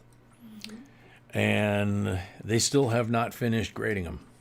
They're still, it still says processing on the website. We sent them a kind of a terse email about 3 days ago and said, excuse me, hopefully you didn't lose those coins, and what's up with the grade?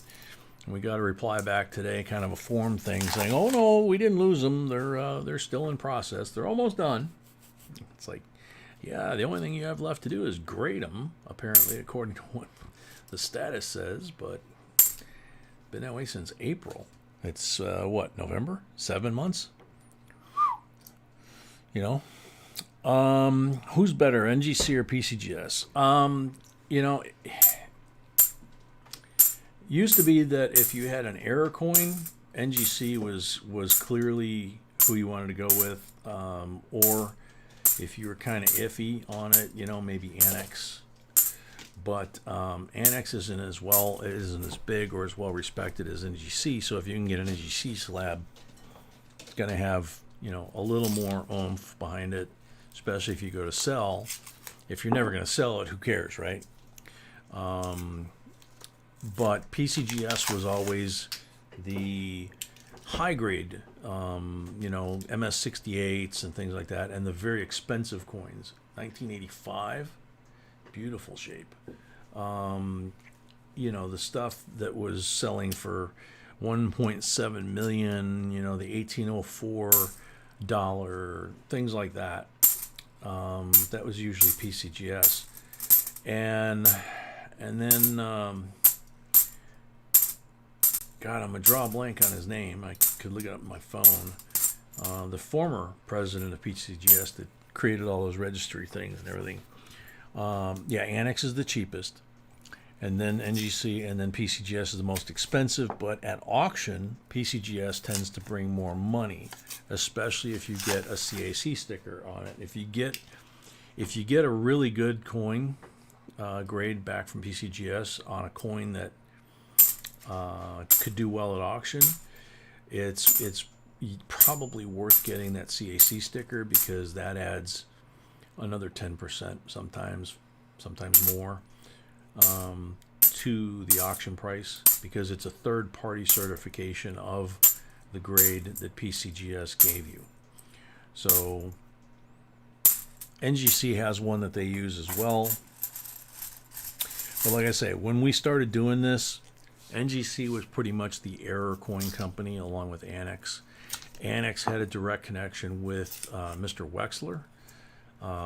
You know, he would issue a WDDR 001 whatever, and he would send it off to Annex. You know, 2003 NIFC, and then PCGS really built up on the air and variety side when it was just really kind of taking off about 10 years ago. You know, but people think that it was going on all the time, and it was in the old days, but in a different way, because they weren't as common.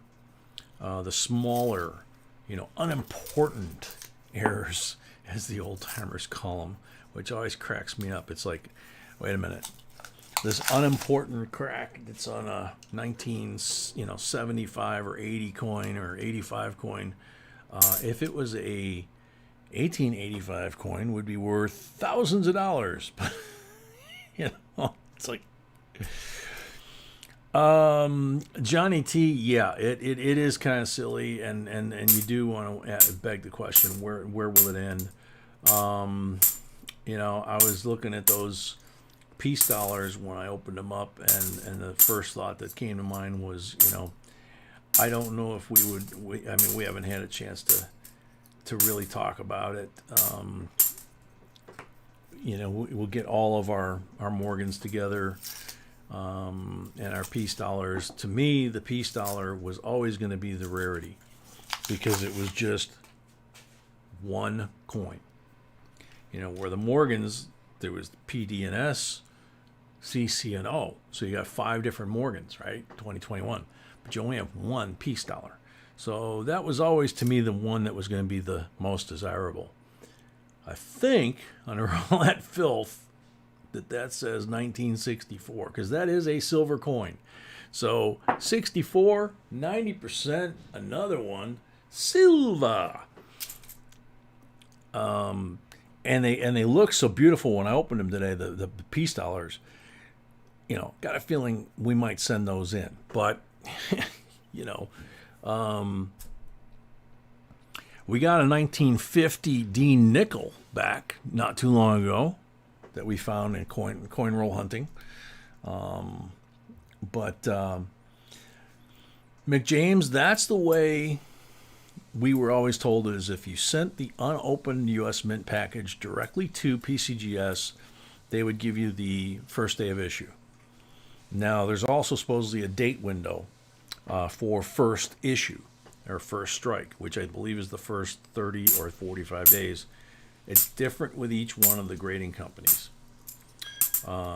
So we obviously just open them on camera. We still have the packaging and the receipts and all that. So we would probably submit all of that and say, hey, but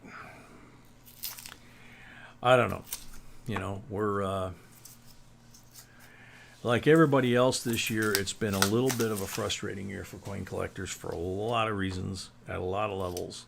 And, the Fed not issuing circulating coin for the second year in a row, and creating and saying that there's a coin crisis, coin shortage, when they're at the same time saying from the mint that they're producing twice the coins that they've produced in years. And it's like, well, where are they putting them, in bank vaults or what? Why aren't we getting them, and why aren't the half dollars released back into circulation, since 2021s are circulating coins? There's just all these little twisted conundrums, and of course it's all coming out of the swamp, so it's a bit of a conundrum there. Typical DC twists and turns and games. But PCGS is headquartered out of California. So they were impacted by the California shutdowns. Okay.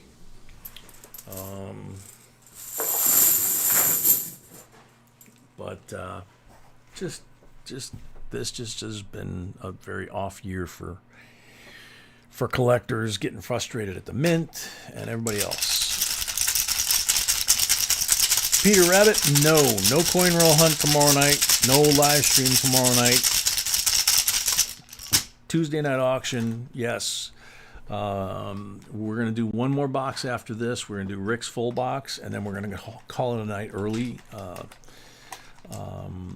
Be spending probably as much time up walking around or laying on her bed right now, kind of checking on the stream. She take her laptop with her to bed, but she's not sitting in the chair next to me like she normally does, because this is her first night back, and with the intestinal infection and the pain and the antibiotics and all that, it's not good for her. So we're gonna call it after Rick's box. We're not gonna do a live stream tomorrow night. We'll do the auction on Tuesday. By then, she'll be better. 40%er. She better be. So 40%er. Already got one down there, so I gotta put another 40%er. So there we go. So I just got through explaining it, Matthew. I don't know if you heard any of it. Let's see. So Henry's got 6. Number 2 is a 40.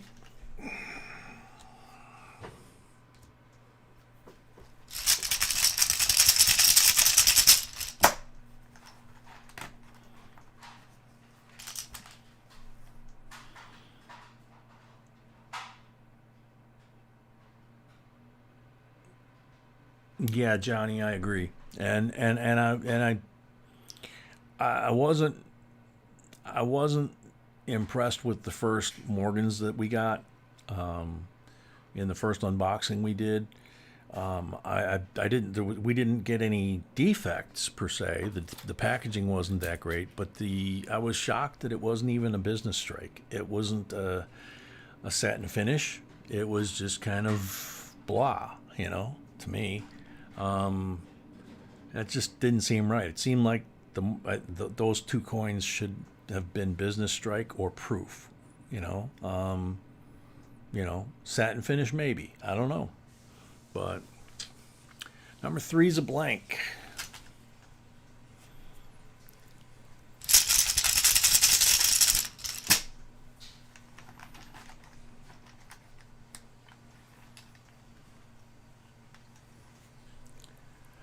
Number 4 is a 40. Yeah, I just realized something. We got a brand new president over at PCGS. We got a new mint director. Got new coinage coming in about, 2 months. 2 months we'll get the 2023 quarters with Sally Ride, I think is on the first one, if I remember right. Blank on number 5.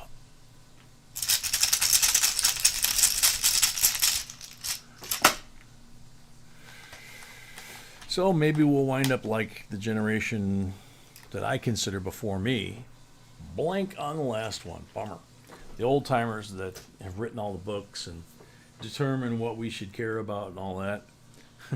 I could care less what they think.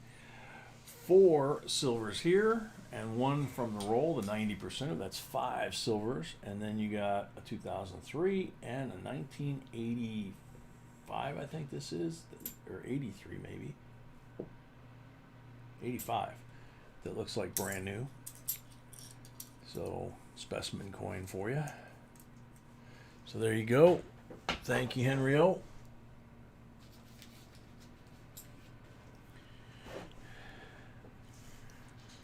Next 5, Sacktown Amy.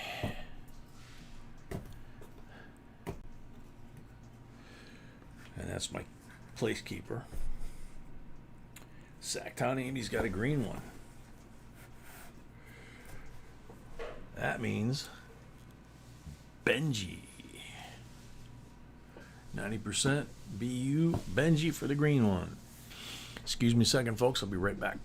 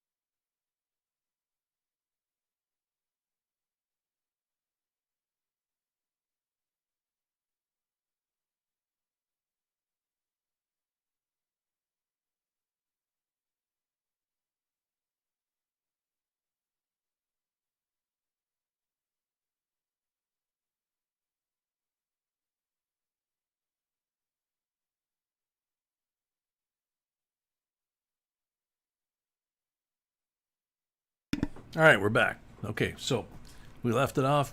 Sack time, you got the green one. She got the Benji. So let's tear into it. Nice. Henry O, you're welcome. Thank you very much. Yeah, that's what I want to say. Nice scoreboard, Henry.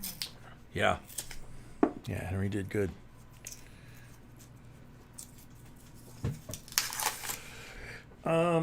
Spilt paint, I didn't really get that close of a look at the piece dollars as far as whether it's a matte finish or not.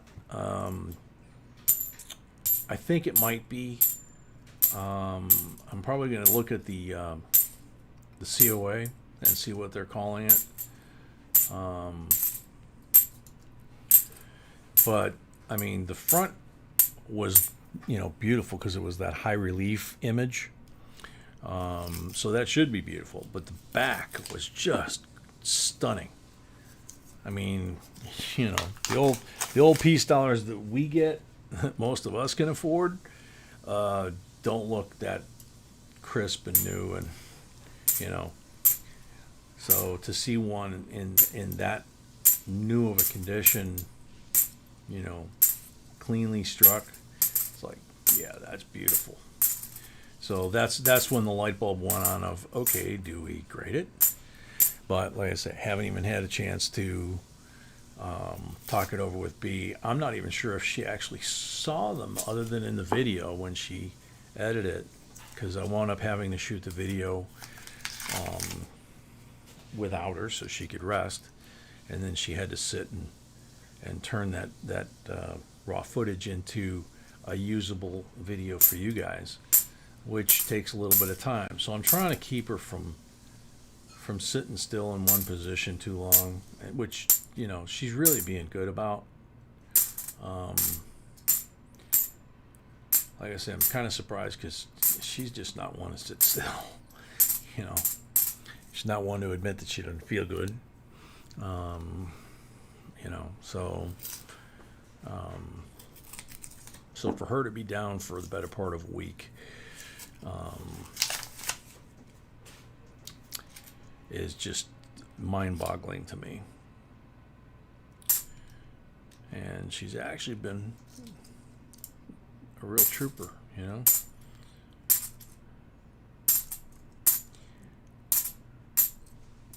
We got a lot of emails from folks saying, take the weekend off, rest, get her healthy, and she was like, no, gonna do Friday. I'll do the best I can, but maybe I won't do Saturday. And then so I did the intro video the way we did, where we left the door open for a short night tonight and probably not any tomorrow night. And glad I did, because sure enough, she realized pretty quick into tonight that, yeah, maybe that's just a little too early, So we'll take it easy on her tonight, get her some more rest. And luckily the weather's nice. It wasn't. We've had a little bit of a cold snap while she was sick indoors, which is okay. But I think the next 3 or 4 days are supposed to be kind of comfortable, so maybe she'll be able to get out and walk around, get some fresh air. I'm not going to let her walk the puppies, because they'll yank her like crazy. So Sacktown, you got 3 pulls. Yeah, Ray, I've seen some of the negative comments. No cartwheel finish, no luster, whatever, and I had to laugh. I pointed it out to B. I don't remember what channel it was. I noticed that there seemed to be a common theme that the channels that were screaming the loudest that the Mint screwed up their orders. I'll just use the one as the example. I don't remember what channel it was. He was complaining that they screwed up his order, that he had ordered 7 of whatever mint mark it happened to be, and only got 1 or 2, something like that. And he had like a stack, like a little wall. He must have had 20 or 30, easily 20 or 30, Morgan boxes or piece boxes on his table. and he was complaining because the 7 that he ordered hadn't come in. He got less than that, and it's like, wasn't there a house limit of like 3? It's like, you got more than most people got, and you're complaining. But I did see a video legitimately with a damaged coin, and yeah, the mint should make good on that one. But it's like, seriously, dude, if you're getting a whole bunch of them, way more than the household limit. There's an old Japanese expression: the nail that stands up the tallest shall be struck down first. That's the English translation.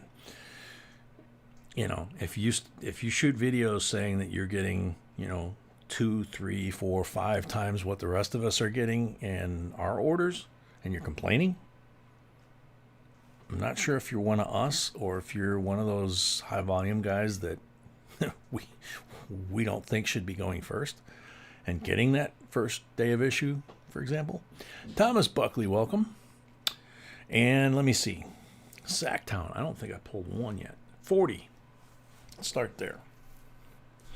Linda, she has not opened a package all week. So maybe tomorrow, if it's in the mail and if we got it already, she'll probably open it tomorrow.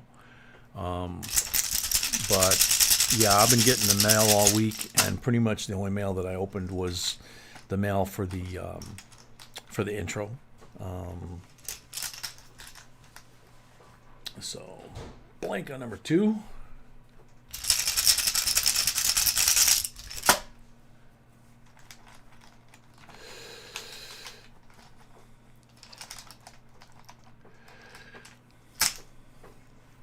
$40 on number 3.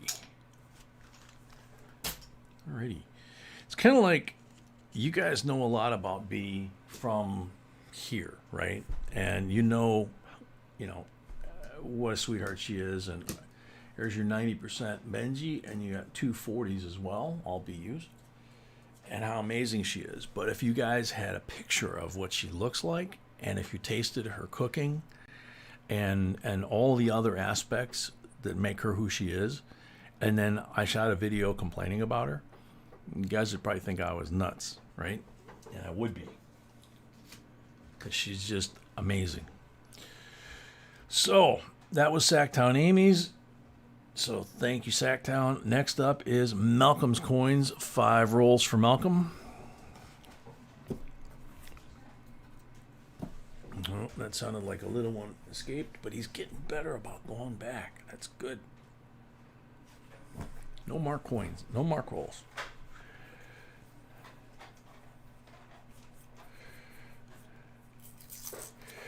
Yeah, Spilt. And I did see a dealer had a video like that. And yeah, it's like, seriously?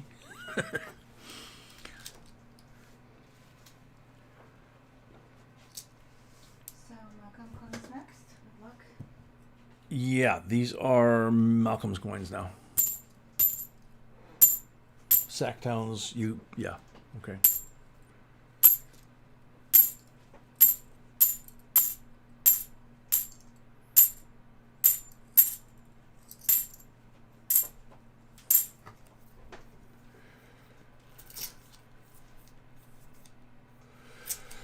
Well, Spilt Paint, there's a lot of good dealers out there.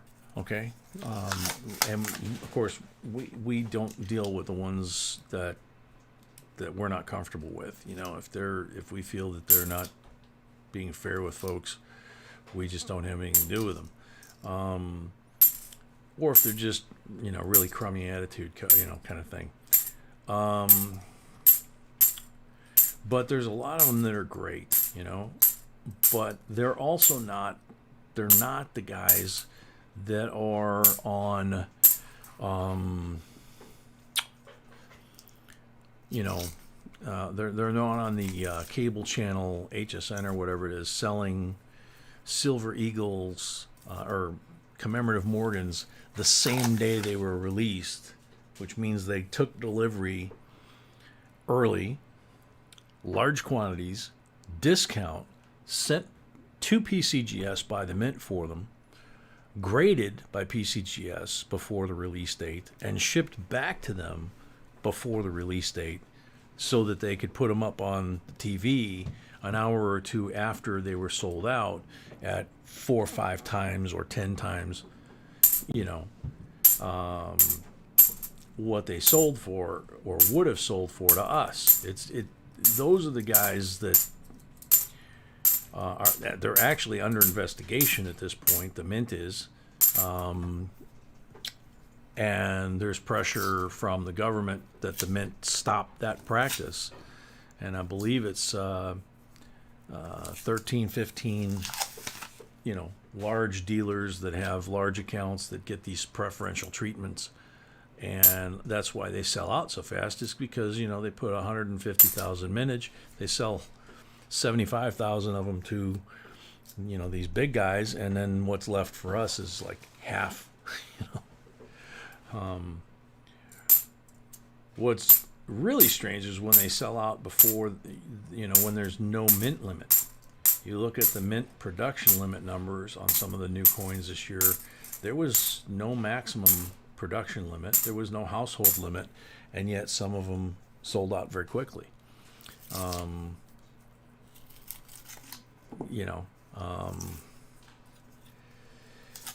you just gotta wonder, you know. And the bizarre thing is, we've done a lot of videos over the years on, like, my good friend Ava, who I've never met, of course. She died before I was born, probably.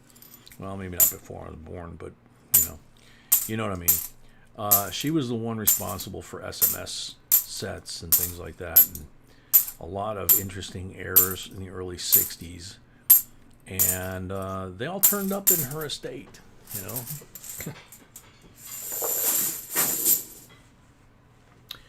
And there were people like that back in the 1800s. The guy that was there in 1913 with the 1913 V-nickels. So this is not a new problem. It's a problem that has existed in the U.S. Mint probably since the U.S. Mint existed. Now, it doesn't exist in a Royal Mint that we're aware of, and it doesn't exist in a Canadian Mint that we're aware of, because they have safeguards in place for that kind of stuff. And they're very, very meticulous on the record keeping. Our country, for whatever reason, through a dozen plus administrations, or dozens, have just accepted it. Blank on the first poll. What am I doing? Losing track. So Sam CB killed the fish tonight, looks like. Let's see. I did.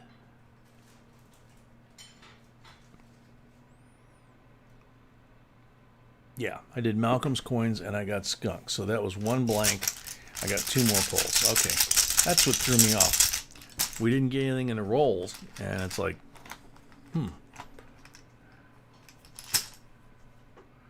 Blank on number 2. Johnny T, no, we've talked before. I agree. My opinion has been all along, as you guys know, that those of us that have subscriptions, that especially that go back, you know, if they go back more than a year or 2, if you've been on a subscription, you know, I've been on the Kennedy subscription since before I met B, you know, and we've been on the Silver Eagle subscriptions since we met. I was buying them individually as they came out before that, but you know, the proof sets, mint sets, uncirculated sets, we've had subscriptions for 8-10 years.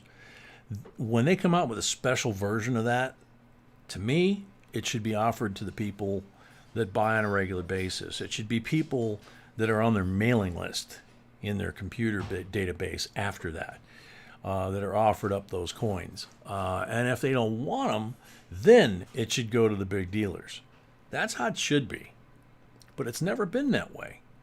You know, if you go back in history, think about it. They've given, like, the 1933 Double Eagle that's still the only one legal to own. It was given to King Farouk as a gift by our government. That was part of his collection. He was a gigantic, huge coin collector. That's the only reason why it's still legal. That one coin. Rest of us, we find one, can't keep it. It's illegal. Pulling 3, number 40. So 140%er for Malcolm. Sorry, buddy. Wish it was more. Those 5, Joseph Blanco.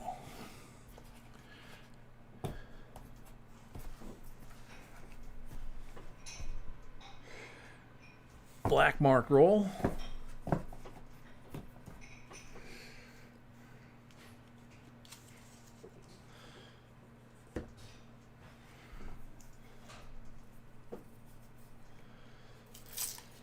Thank you, Bassman. Thank you, Johnny.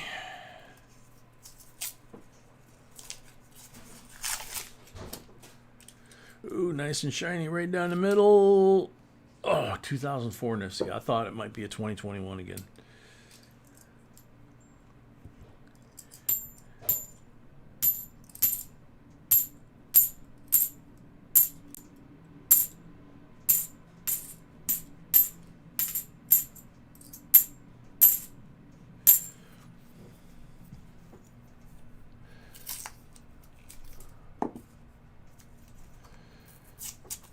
Matthew Porter, exactly. If I found a 33 Eagle or a aluminum legends like the Lost Dutchman's Mine kind of thing, yep, I'm getting the Circle of Death on my laptop. No, on the big screen I'm good, but let me refresh my laptop here. Looks like I got lag.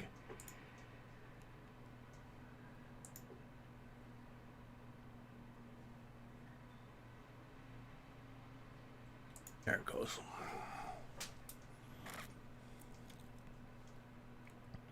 Rick, yeah, got your message. You're still here. That's cool. As soon as I finish the box, I'll get to yours. Yep, Veterans Day is Thursday this week coming up. November the 11th, 11 a.m.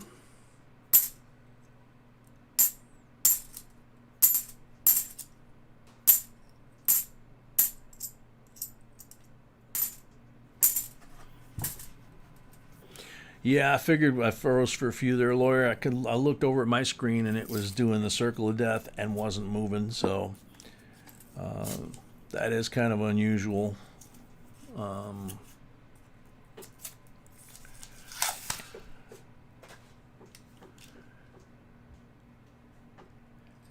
Got a feeling that might have been either an internet issue or a YouTube issue, global type thing. Your 10th anniversary too, Sacktown? Very cool. One of the things we changed the other day talking with our companies that we bought our new hardware from to resolve some of the lag issues in that is that the tower that the camera's connected into, that the signal goes in there, goes out to you guys, and comes back and goes up to the big screen, the big monitor. That's a dedicated computer. That's all it does. And it is now hardwired Ethernet. So it should not have. And it tested out at 970 gigabytes per second. So it's literally like 30 gigabytes shy of, or megabytes, excuse me. So it's literally 30 megabytes shy of a 1 gig or 1,000 megabyte. Never seen a test speed that high.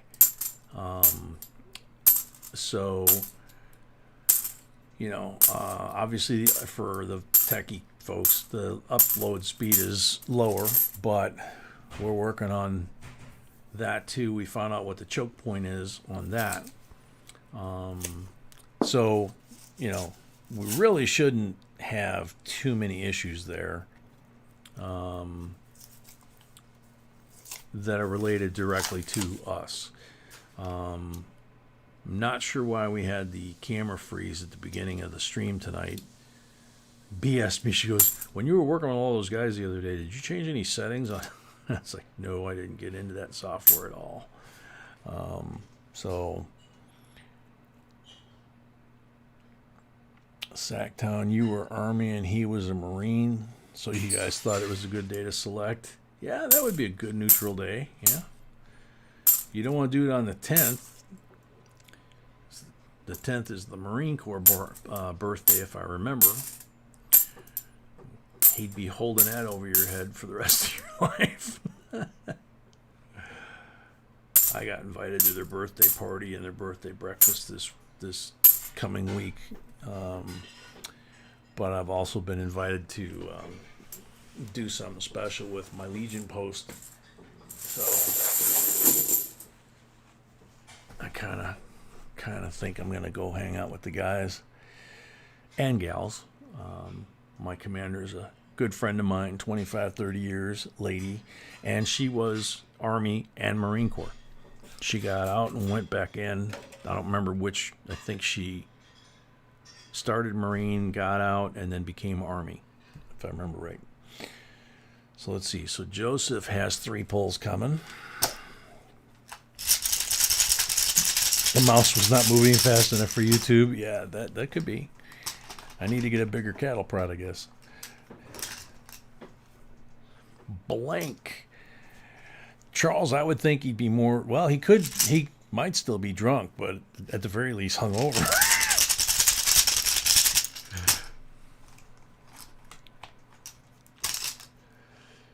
Blank on the second pull. Okay, babe, this is how we're going to get married. The 10th is the birthday of the Marine Corps, so at 12:01 on the 11th, while we're at the ball, we'll get married in front of the Marine Corps family. How's that? Then it'll count as the 11th. We'll just continue the party. Justin, our ambassador from Australia, welcome. 40 on the third pull. Oh, man. So 2 40s and a 2004 Nifsy for Joseph Blanco. Whoops. Put these where they belong.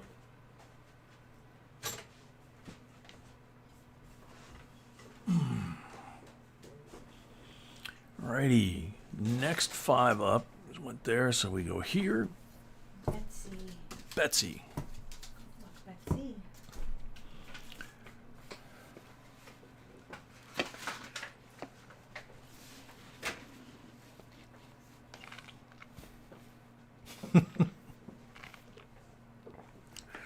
Charles, I can understand. I was a guest at one of them when I was on active duty.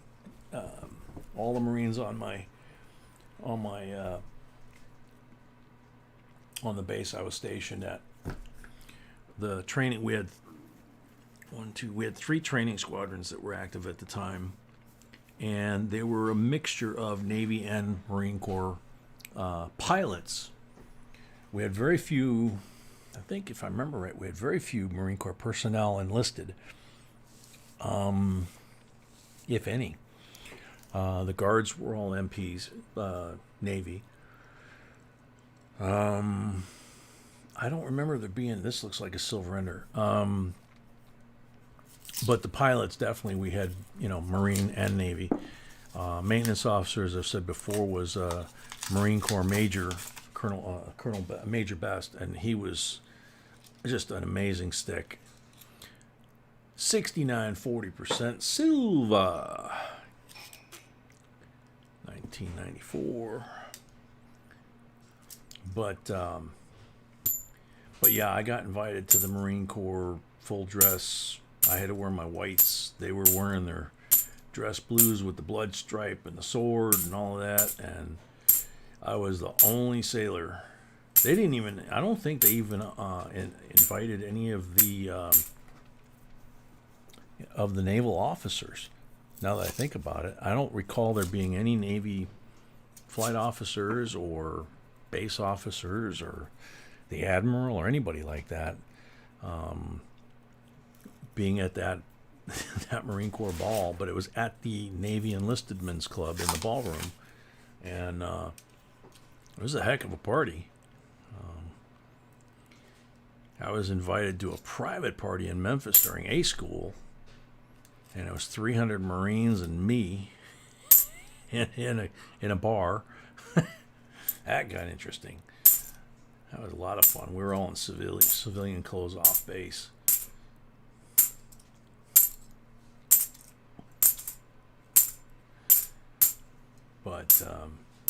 But yeah, I thought it was very sweet that I got an invite. I've got it laying here on the table that I got an invite from the Marine Corps commander asking or inviting me and B as guests for breakfast and some other stuff.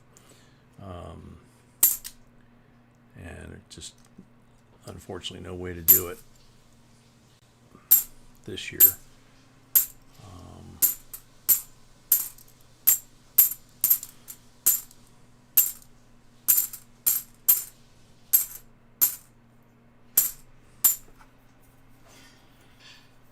Sherry L, welcome.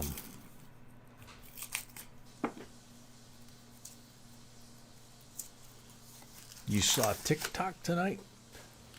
I don't watch TikTok. I know YouTube has been posting some TikTok stuff. That's a 71, I guess, that's supposed to look silver, but it just looks nasty. Yeah, we started a little after 7. We're having some technical issues. The camera, I was working on the internet connections all week while B was sick, and the camera for some reason wouldn't it just wouldn't go. It was like stuck on an image, like it was a photograph, and the table was blank. There was just the red cloth. There was nothing on the table, and it was like a snapshot of the video that we shot, you know, with the Morgans and the peace dollars, or peace half dollars, I guess.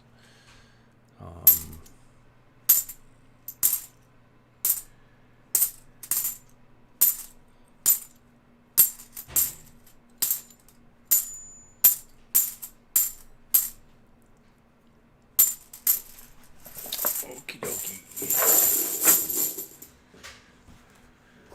So Betsy got 1 silver out of the rolls.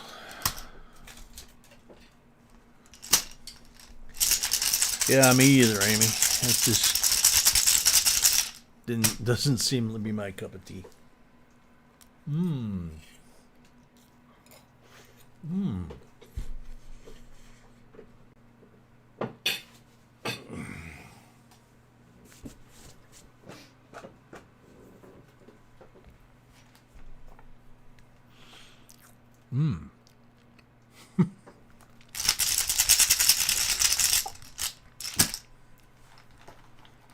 Yeah, me either, Zachtown.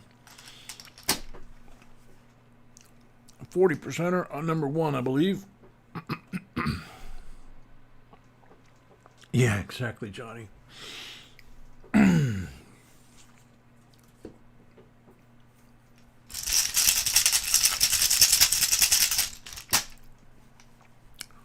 Seattle Silver, welcome. Oh, baby, that tastes delicious. You have no idea. Blank on the second one. Unfortunately, Peter took so much. Oh, yeah, he was like a kid when he was like, is that? And I was like, yeah. And he goes, oh, man. Next thing I know, half the plate's gone.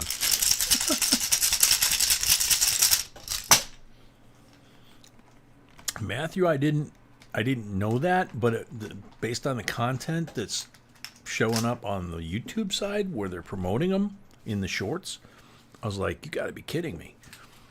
40 on the third pull.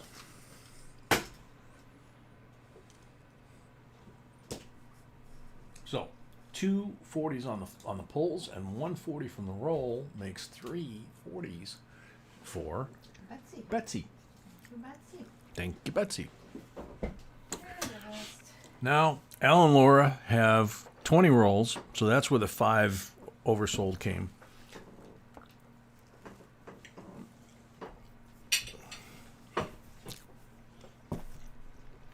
So as usual, we'll do 10 and 10, and then do all the pulls all at once.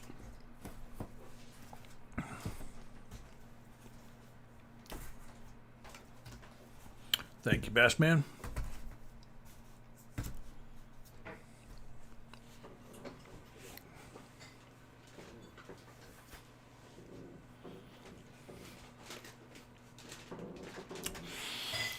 Justin, is that way one way you Aussies identify us Americans over there as expats that are over there is if we decorate for Halloween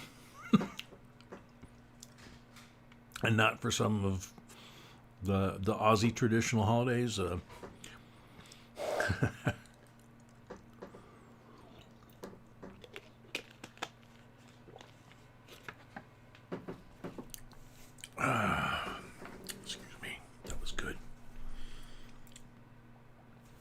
Black marked roll.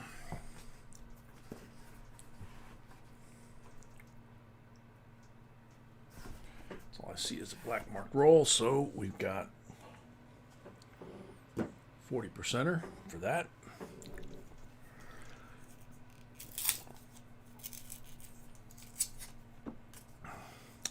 You know, Matthew, the thing about that though, the YouTube is we're getting as creators, we get emails from time to time from YouTube, things that they want us to promote or things that they want to promote or whatever, how you want to look at that. Beautiful 2019 Nifty. And, you know, they're pushing for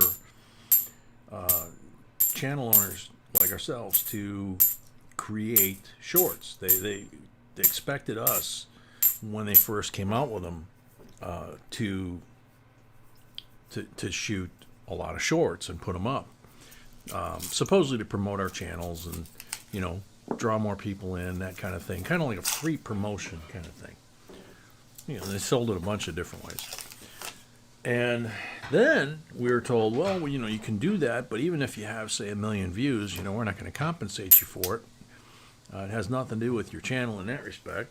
Doesn't count for your views or your time watched or any of the other metrics that they put on new channel creators, for example. So I noticed that the coin-related channels seem to kind of die off real quick. And then all these stupid TikTok challenges were popping up. And, you know, they're 1 million to 3 million 5, 17 million. They're all young women for the most part. And it's like, I don't want to see this on my feed. How do I get this off of here? You know, and we don't have an option to take it off of our feed. It's like, seriously? 71, a beauty. So it's, they're really stupid. I mean, I clicked on one just for grins and giggles because it looked like it was kind of harmless. And it was so harmless, it was silly. I mean, it was this young girl who thought she was absolutely, I guess, the God's gift or whatever. And she's got like her finger on her mouth, like the Marilyn Monroe, you know, pouty lip thing. And there's music playing. And all she's doing is kind of different poses, showing off different angles of her figure for about 5 seconds. And then it just looped again. And I was like, and she had like 13 million views or something. And I'm like, are you kidding me? This is ridiculous. You know, so that was it. It was like, no, no. So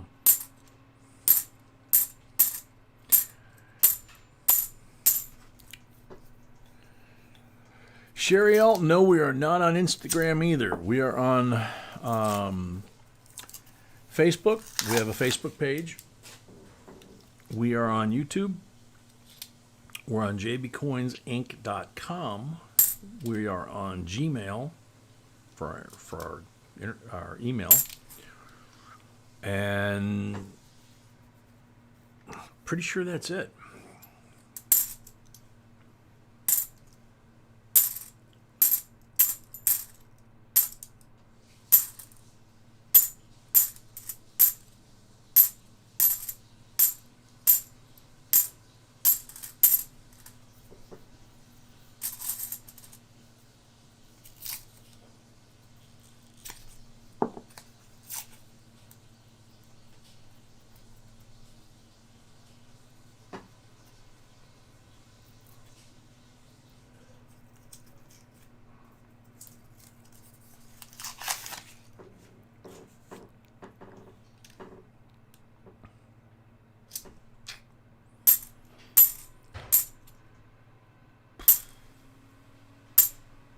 Not seeing anything obvious in this roll.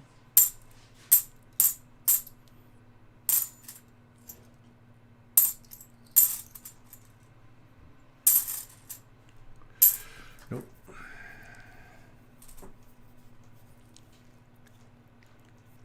Yeah, Matthew, that's how I feel. It's like, we should be able to,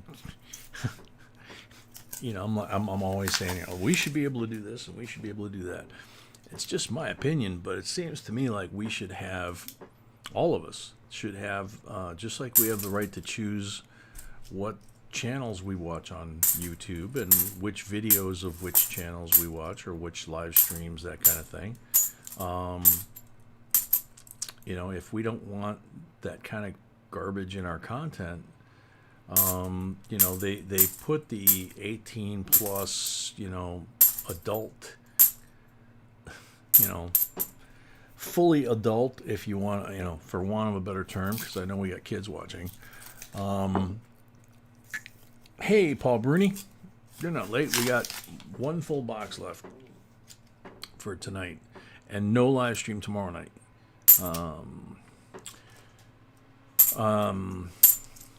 If you remember, maybe 2-3 years ago, I think they finally cleaned up their act a little bit about stuff that was kind of borderline adult content, if you will, and kind of across the border a little bit, in some cases. And,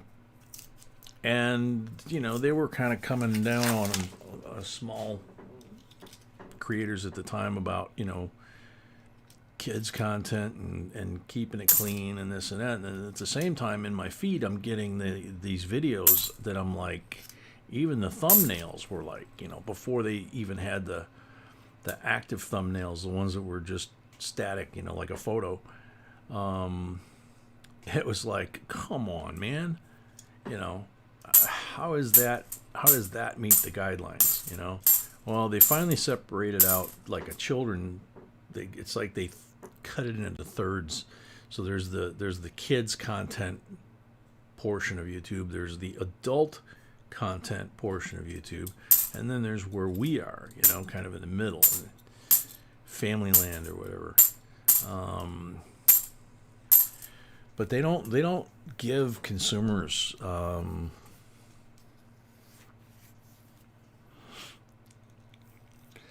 John Ruck, Magician's Coins, if that's what you're referring to, we've probably found 4 or 5, maybe more this year. That seems to be about right.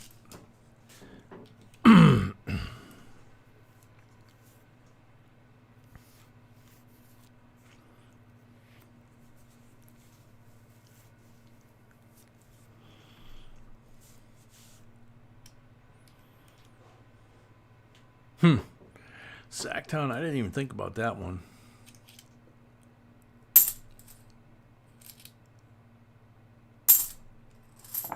I mean, we do that with our live stream, New Year's Eve marathon thing, but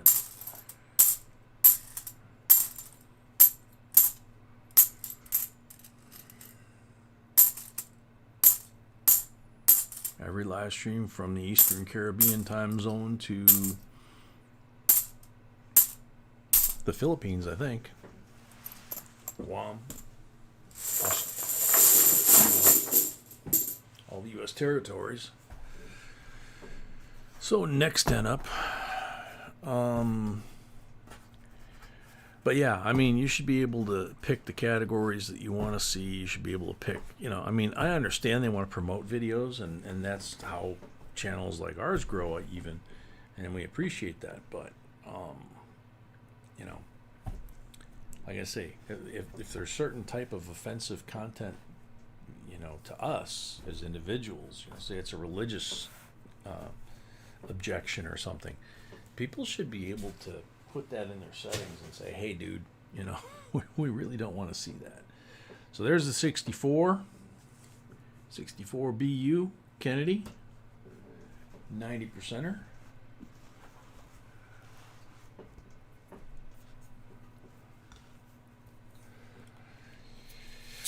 Oh man, Matthew, yeah, that's just wrong.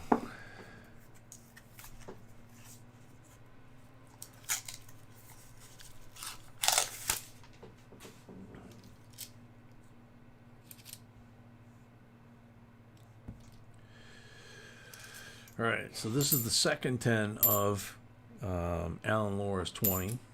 When we finish these, we will do the pulls for all 20. And then we'll take a break, do the giveaway for the end of this box, and then we'll see what box Rick wants for his full box. Then we'll tear through that, do the end of box for that one, and then call it a night. Excuse me.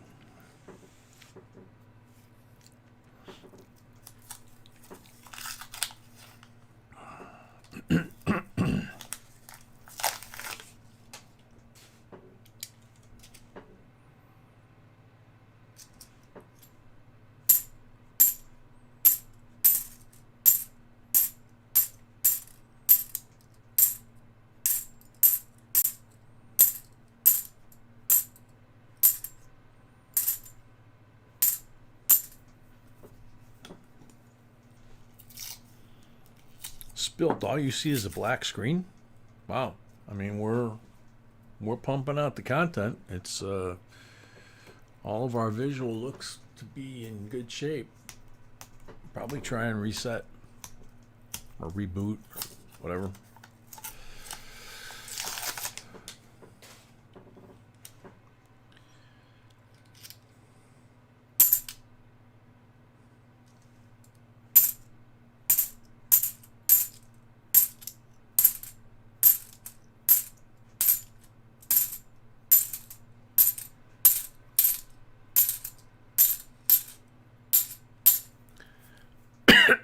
Excuse me. Thank you, Rick.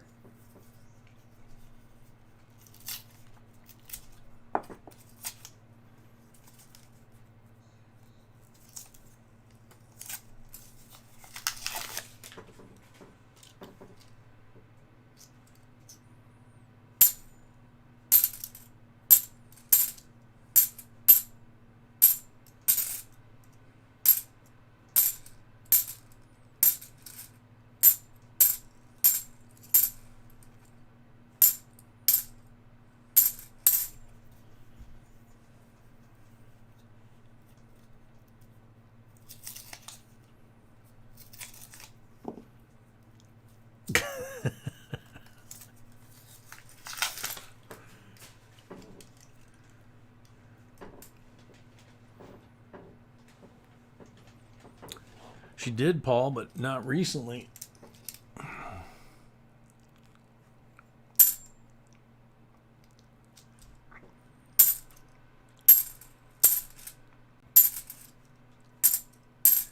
At the start of this box, she did. That stuff was yummy.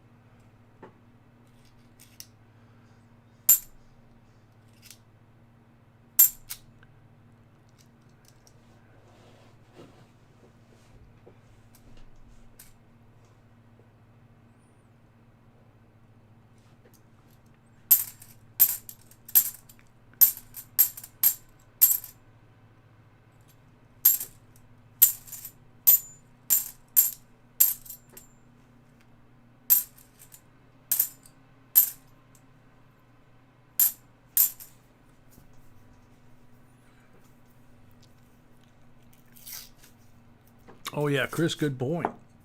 Yeah, Saturday night into Sunday. Fall back, 1 hour.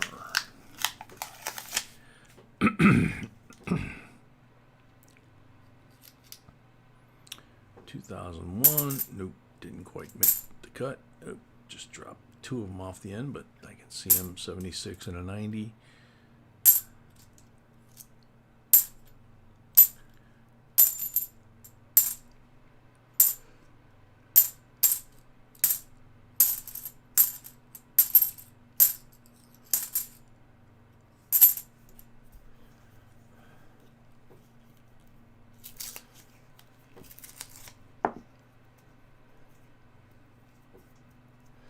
Thanks, Matthew. Hope everything goes well on your end.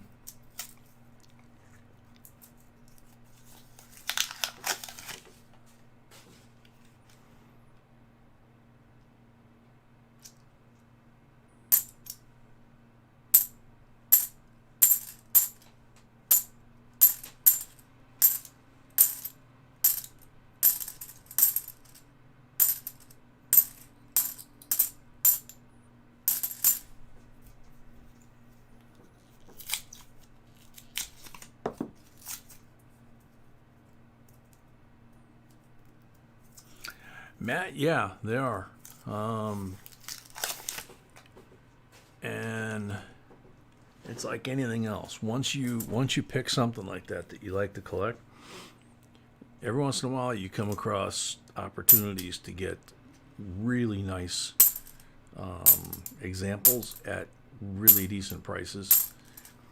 And yeah, they might take the place of some coins in your set, if you will, or your collection, or however you know, if you're keeping them in a binder or a book or whatever.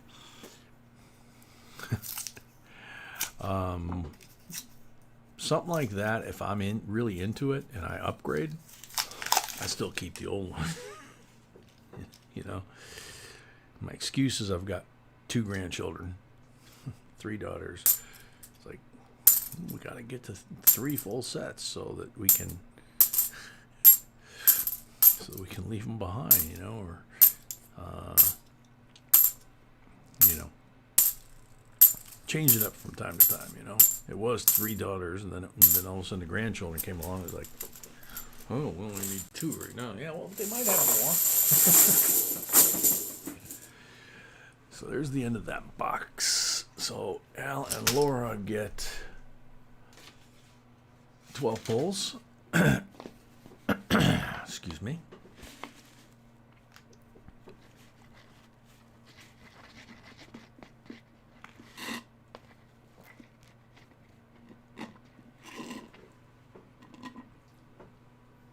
Darn.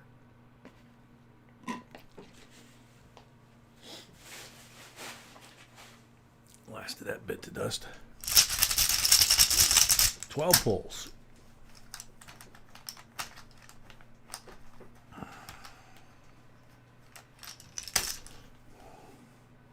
Blank on the first pull.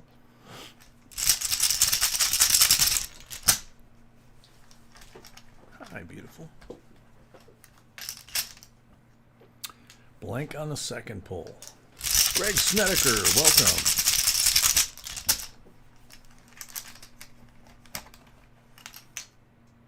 Blank on the third pull.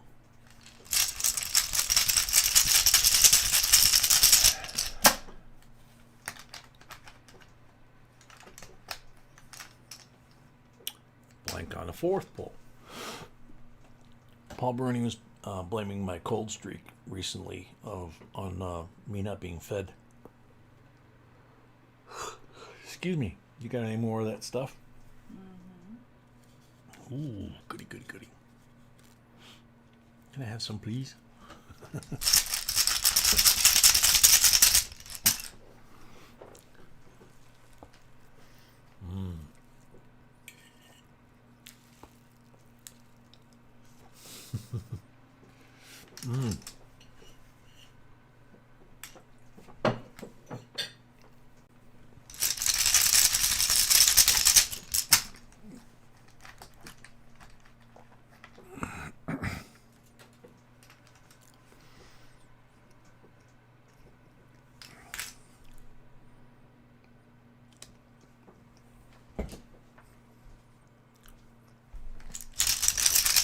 That was number 6. 2 40s in a row with that stuff. Blank on number 7.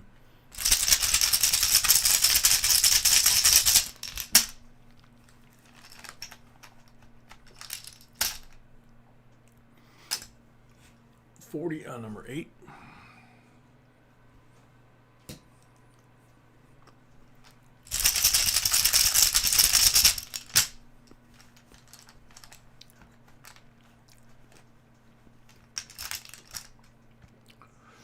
blank on number 9.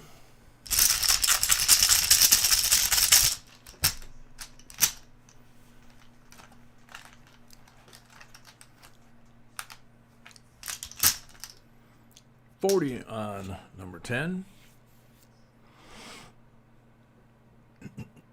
Kenneth Preston, welcome.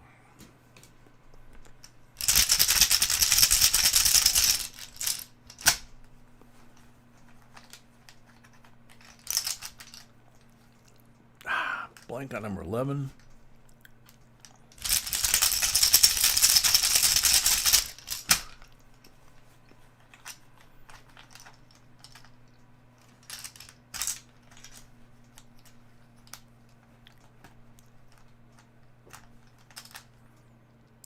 Blank on number 12. Bummer. 64.90 percenter. 4 BU40, so 5 silvers there. A 2019 and a 1971. Thank you very much, Al and Laura. That concludes that box. So I'm gonna go wash my hands, come back, find out what box Rick wants, put that up here, do the giveaway for the end of this box, and tear into Rick's box. Be back.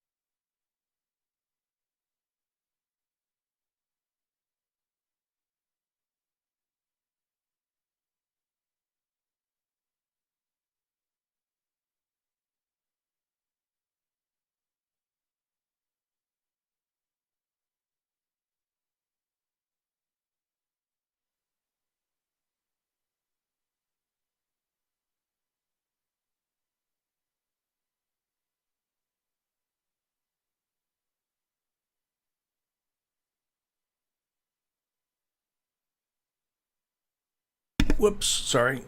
We had 127. Everybody get rid of your lag. This is the end of the box giveaway.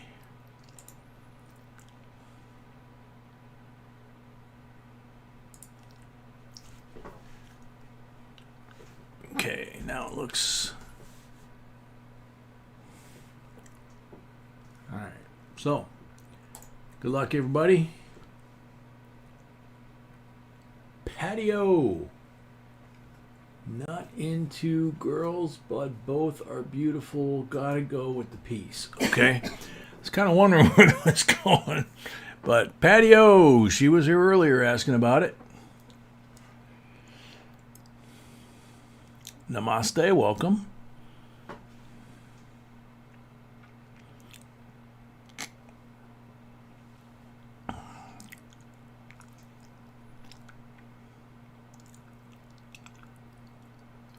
It is a 2003 Philadelphia Mint Edition State Quarter Collection.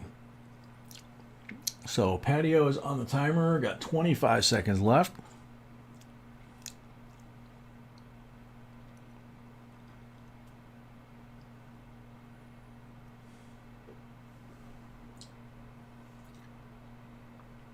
Patio's got 10 seconds left.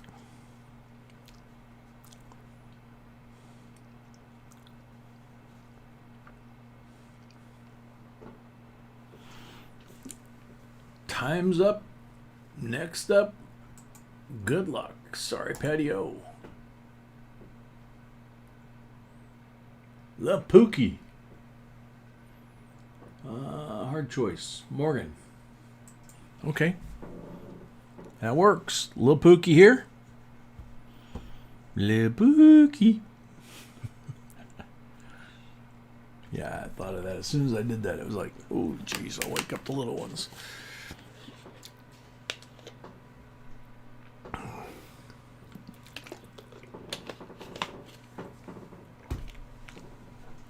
Chris Gardner, welcome.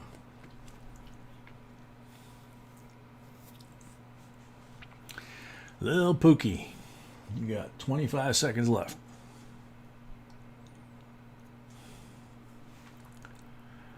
Lil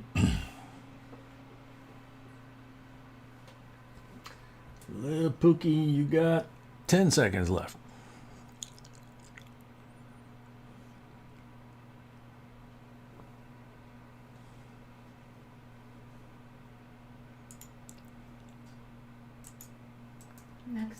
Next up, time's up. Good luck. Sorry, Lil Pookie.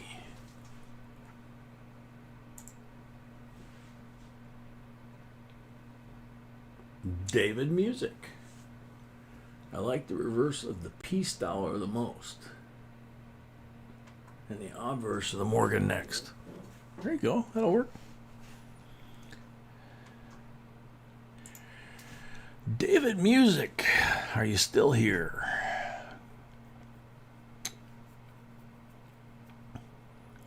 Chris, if it was up to me, dogs would win all the time.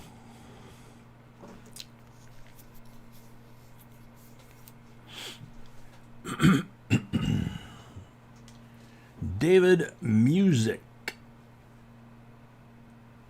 on the timer. There goes the timer. David got a little extension there, I guess. David Music, 45 seconds left. Yeah, Sacktown, I think he did too. It happens a lot. The later we get into the evening, it's not that late tonight, but, you know. Thank you, Chris.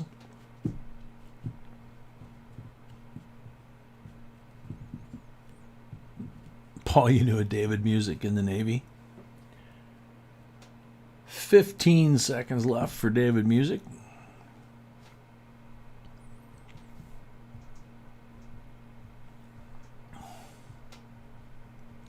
Multi Haystack, welcome.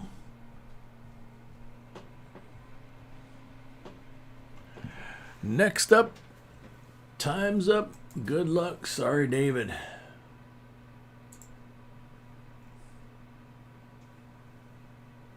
Sacktown Amy. I like the peace dollar. So that's a good answer. I just don't know if Sacktown Amy's around.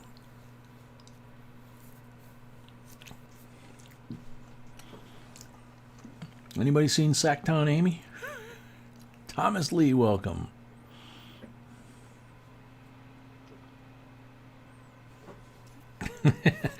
Yeah. Yeah, I knew you were here. I looked up and you were making a comment right when I said it. So congratulations, Sacktown. Thank you very much, as always. And Rick is up next. Rick has a choice between box number 1, 2, or 3.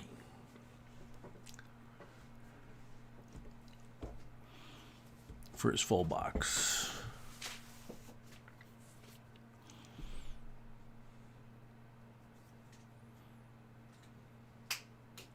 Yep. As long as we have your address, it'll be on its way.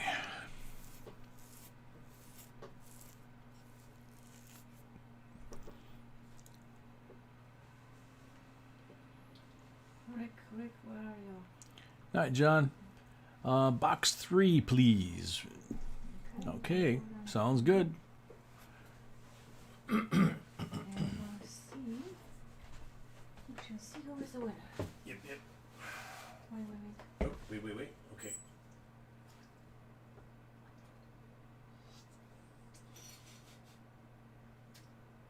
Super fresh. Yeah.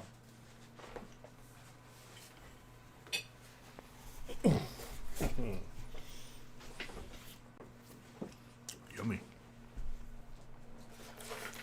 Okie dokie.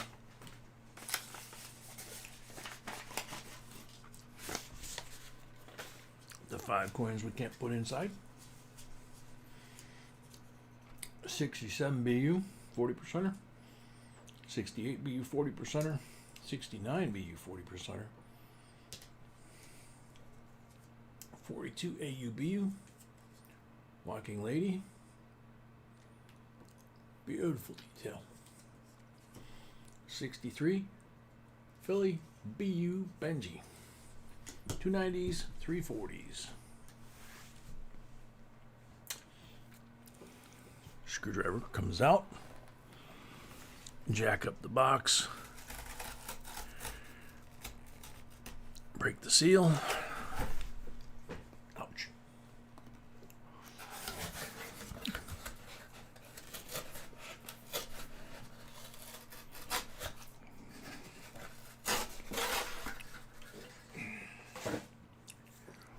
Yeah, I didn't think of that. Rick would need number 13 to win. 12 would get him a tie.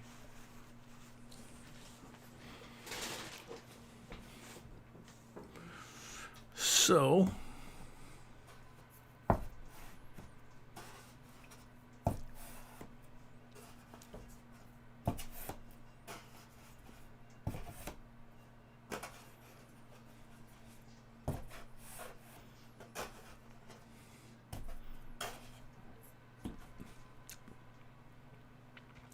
Brad Wilson, welcome. All right, so let's do this. Got a bit of a mountain to climb there, Rick, but you never know. We've seen it happen. Good luck.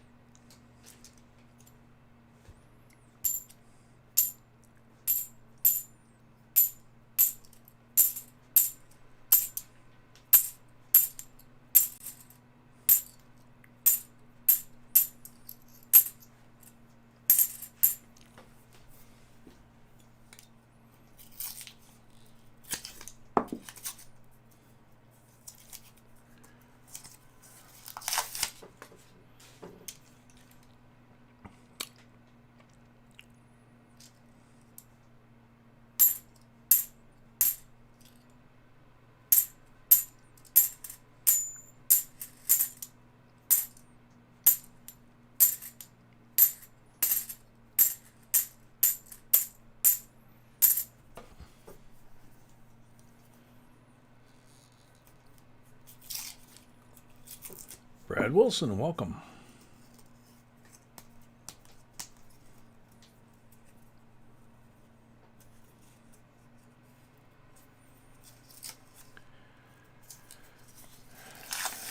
Yep, any silver out of the roll, doesn't matter what it is only 1 point. 2002 NIFC, the first year of those until 2021 when they became circulating again.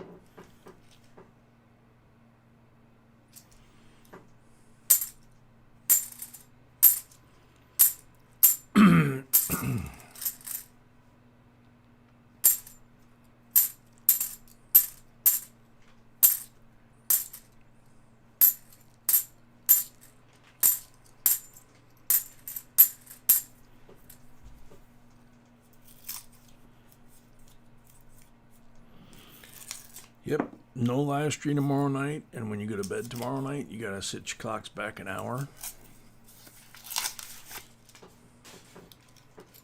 So you get an extra hour of sleep, unless you decide to stay out, and then you don't get an extra hour of sleep. If you're already asleep, then you get an extra hour of sleep. Whoa, very cool. 1983. Off strike to the south, clearly doubled, big time doubled to the top edge, and there is no lower edge. The numbers pretty much fall off the coin. The reverse, you got a little bit of that down here by $0.50, but not like on the obverse. That's a big offset right there. I don't know if it's big enough to be worth anything, but it's big. Big as far as being cool and being very obvious.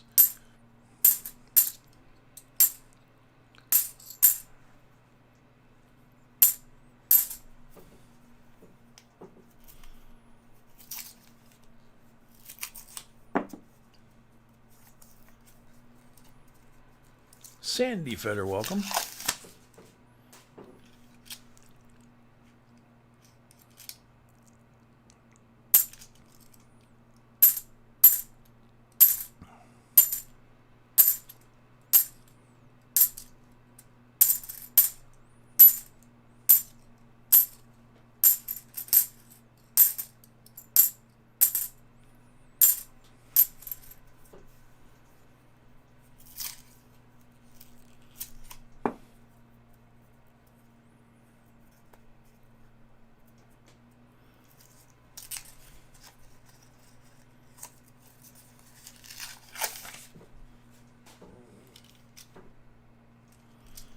Am I zoomed in a hair too much? Let's see. There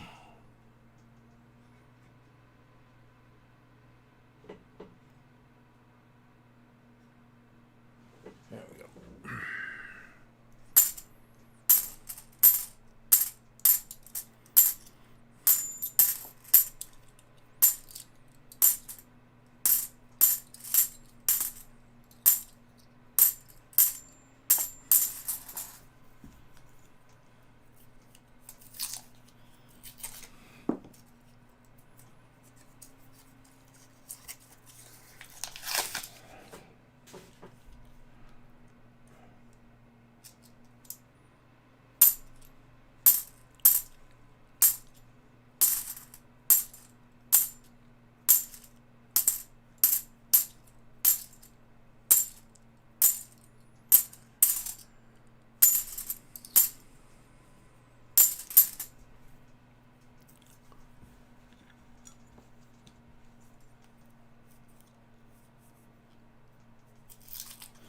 Oh, you meant to a close-up on the doubling?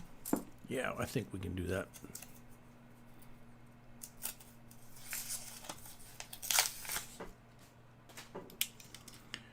We got some shiny stuff here. Let's see what we got. 2014 FC.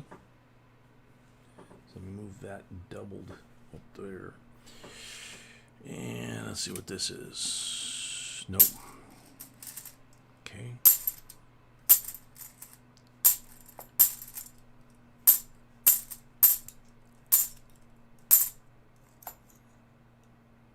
Nice 71.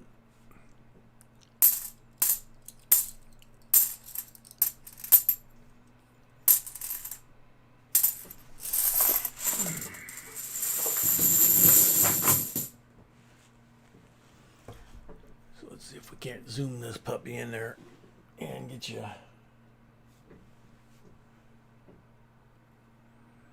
up close of the doubling on that one.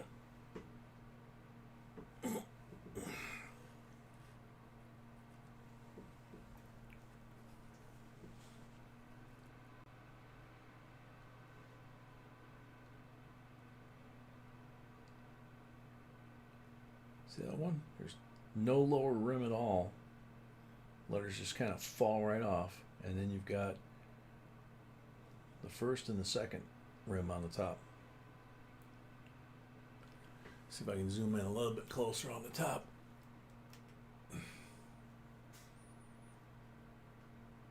That's as far as it goes.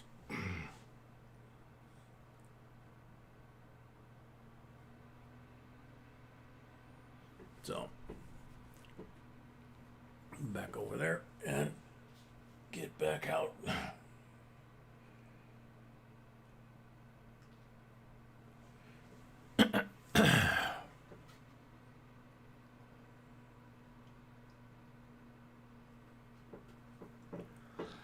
Oh, next 10.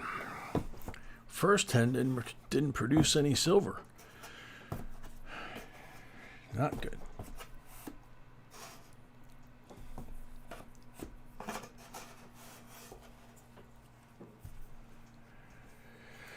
Johnny T, probably with that much offset, it's probably not worth, from a collector standpoint, like trying to sell it. It's probably not worth, much, if anything. But it is kind of cool to see that clear double top edge, where you have two distinct rims and then nothing at the bottom.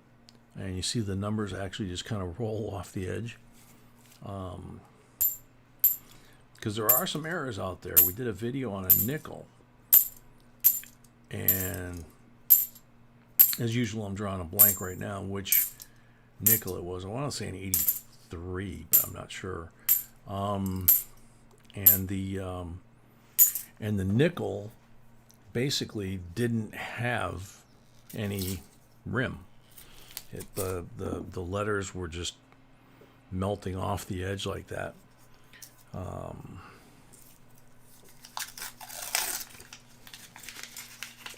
Partial tilted collar, Jedi? Could be.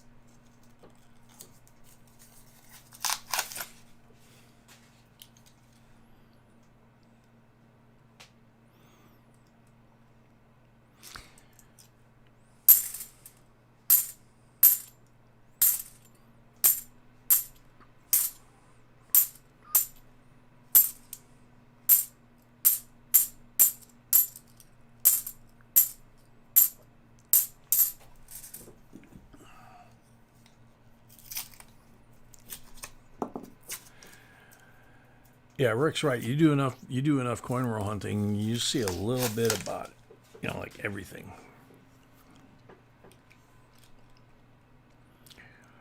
Normally, yeah, there was two edges to the north and none to the south. There was no lower edge.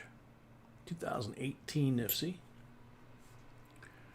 And there were two upper edges, two upper rims.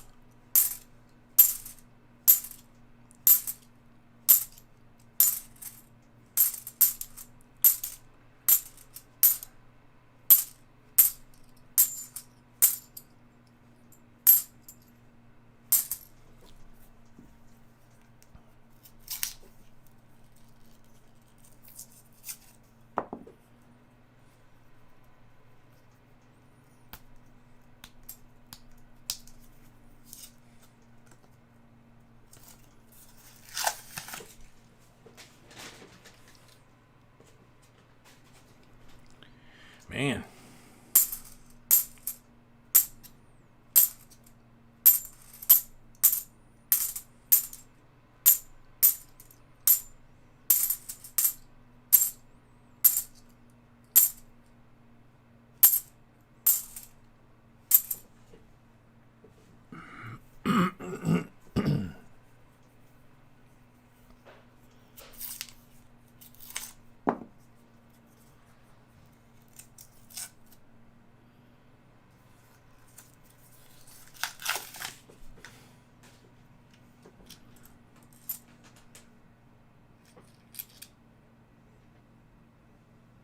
(2014) NIFC. No, it does not appear to be thicker on one side than the other. It looks pretty uniform in terms of thickness. Just the strike itself looks to be off.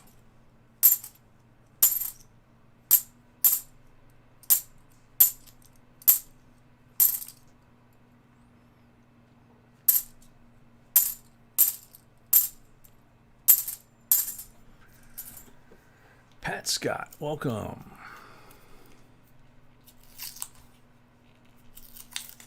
Very cool.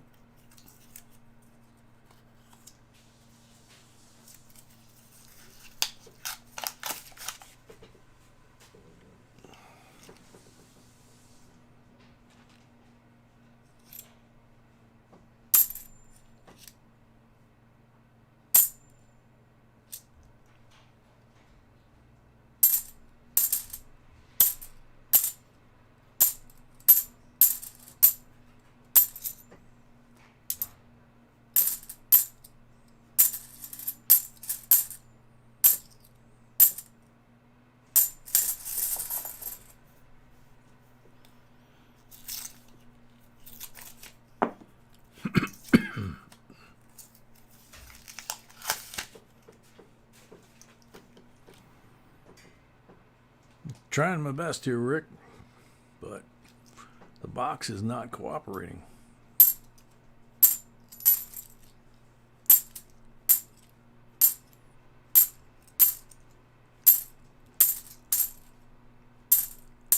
Of course, if I applied the actual Midas touch, these would all turn to gold. So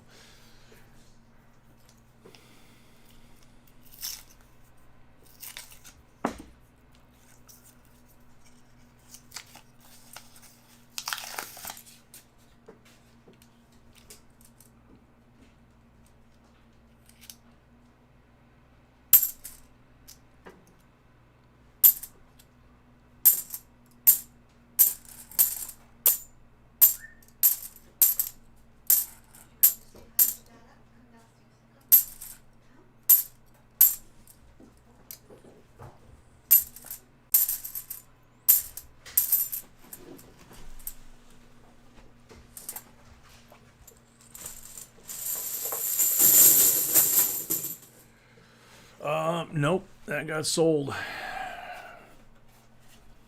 It got sold quite a while ago, actually. Last 5 from the top deck. First 5 from the lower deck.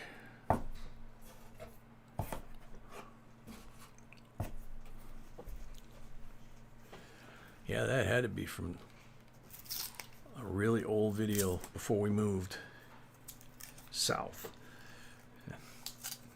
And then back north.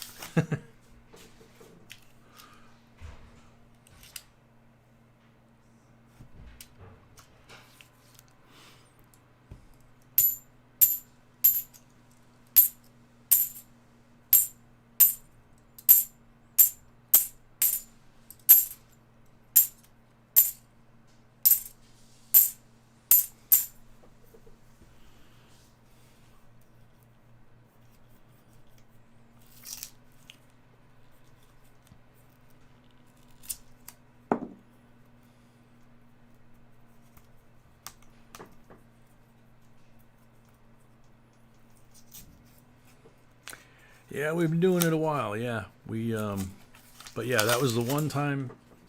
Took about a year to get the car to that point to where we could take it out for a spin, and as you can tell in the video, we were having fun. That was a car that was actually B's car, and we sold it actually shortly after that video.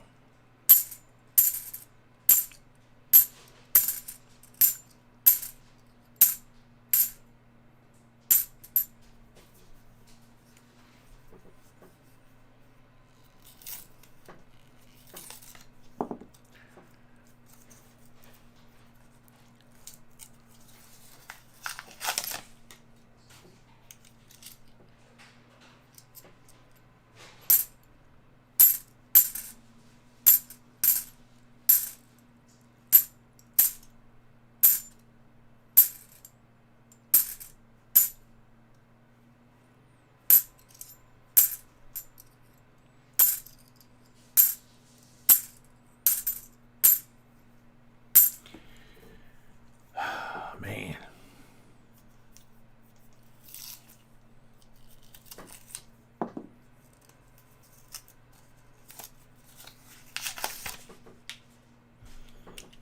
Justin, you watched us that far back?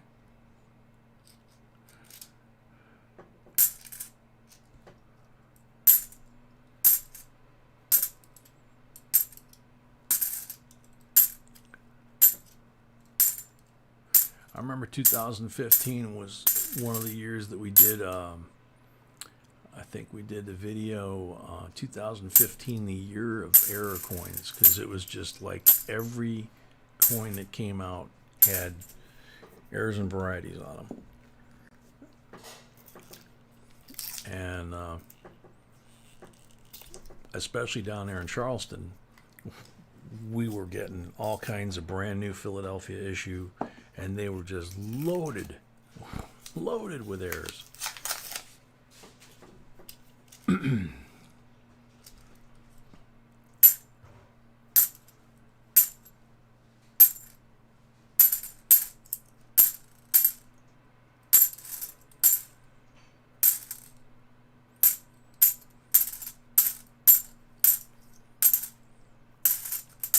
Okay, last of the top deck. And not one silver. So we're halfway through the box, no silver. Hopefully the lower deck changes, which they do sometimes.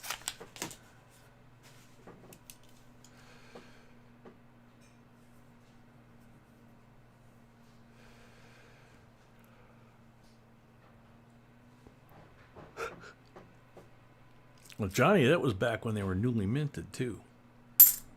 You know, Uncle Ben was handing them to me, but they were still warm off the press.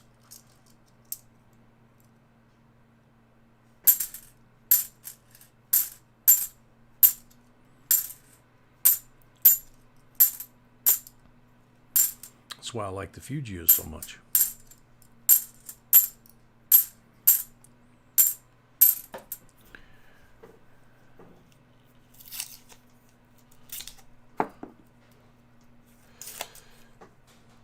Brad, and there always will be. That's the thing. If you ever get to the point that you think you know everything about this hobby, like there are unfortunately some folks in this hobby that think that,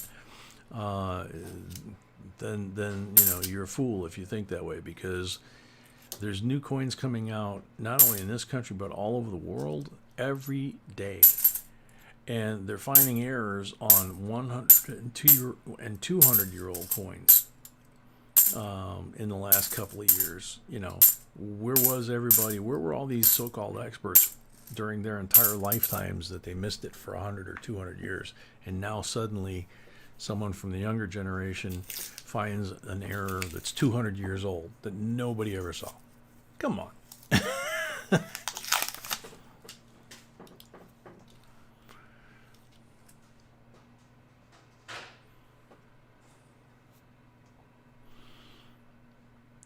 Oh, man.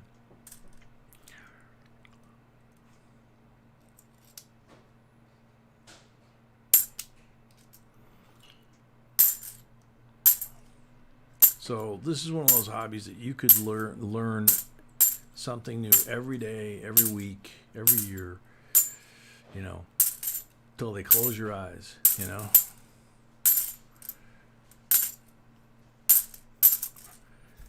Never gonna know it all. That's what makes it fun.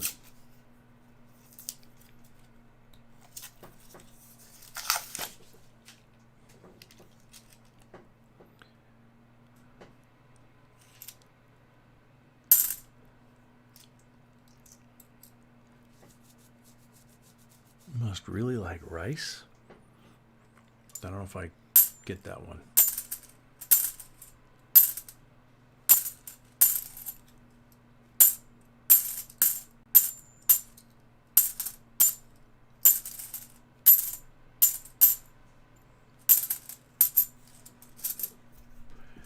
There you go. No, not in this box. The first one was killer. This one is a killer, but in a different way. Oh, get it, Uncle Ben? Yeah, gotcha. I don't know if we're even PC to call it Uncle Ben anymore. In terms of that label. I was talking about Uncle Ben Franklin that made the Fugio coin.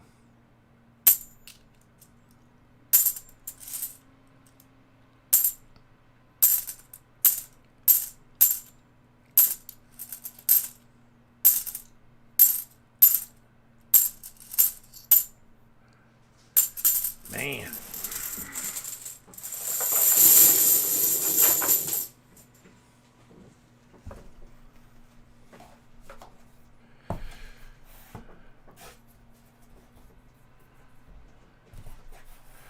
Yeah, Johnny T, don't think B and I haven't had those conversations. It's kind of spooky and kind of weird, you know? It's like,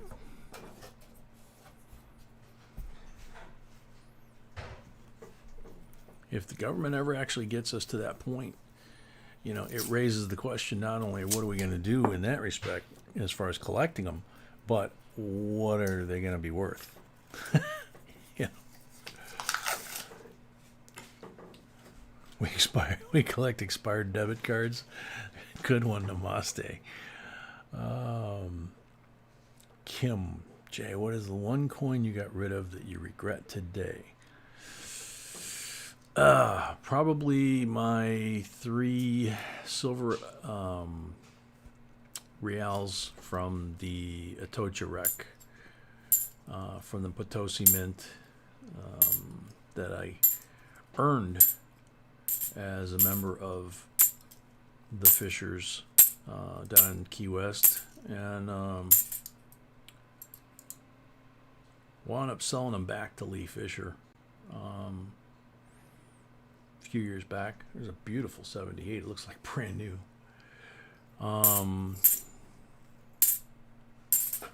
She's a sweetheart, by the way. Their son was, last I talked to her, probably 5 years ago. Her son was more or less running the day-to-day operations. His dad, Kim, Mel's oldest son, had been the president of the company, and I think by that time Kim was kind of, I mean, Kim's still around, and I'm pretty sure Kim's still involved with the corporation just like Lee is, but and Lee married into the family by marrying Kim, but I think just being president of the company, and then part of the thing was, they kept showing the video. 1968, Silva, 40%er, finally break the ice. All you need is 12 more to beat them, 11 more for a tie. One of the things that they did all the time when there were investors there, and when they would have parties, for the investors, things like that, is they would show the movie 67, 40%, Silva. I didn't even notice those from the side.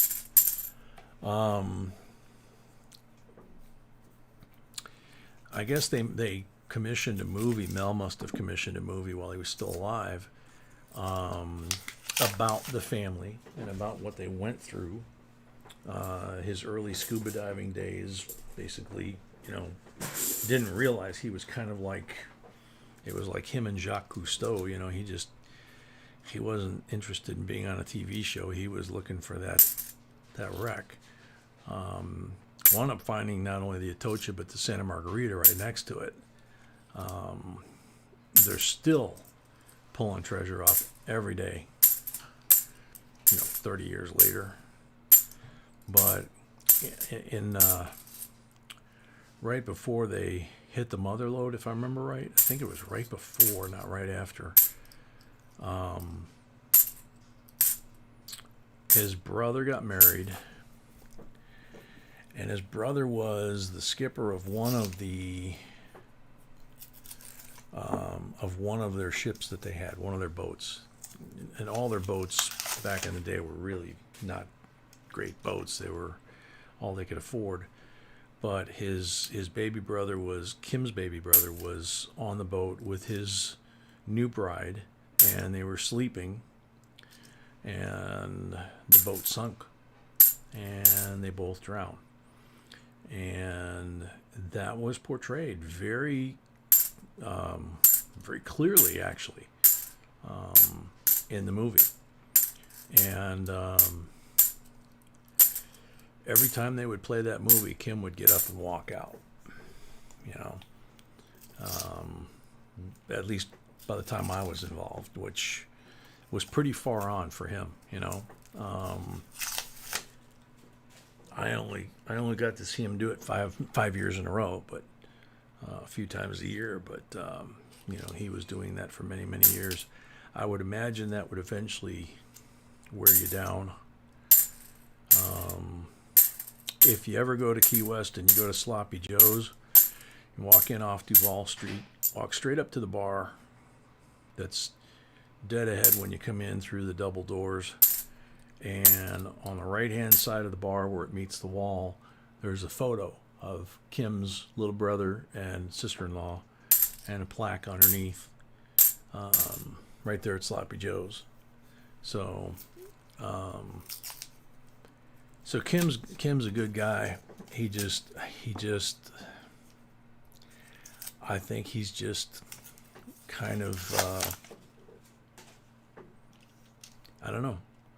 I think Lee may have decided that it was time that Kim slow down and let the son kind of run things for a while. And like I say, they're still pulling treasure off. They're actually still looking for the big part of the treasure, because what they've been working for the last 30 years is not the mother lode, as they call it. And they have a competition pretty much every year at the distribution party, which is in May, if I remember right, which is nice and warm down there. They have it down on the beach in a real nice hotel, and great band, and all that kind of stuff. And they have a costume theme every year. One year it was Havana Nights. I can't remember what the other. It was like a gangster theme or something like that. And Johnny T. Kim was Mel's oldest son, or Kim is Mel's oldest son. Mel's gone, Kim's still here, so far as I know. I haven't looked for a while, I guess. Last I knew, he was still around, but Kim is Mel's oldest son. And Kim's son, so Mel's grandson, is the one that's running the family business right now. 86, a beauty. Nothing special about the year, no silver, but it's a beautiful coin.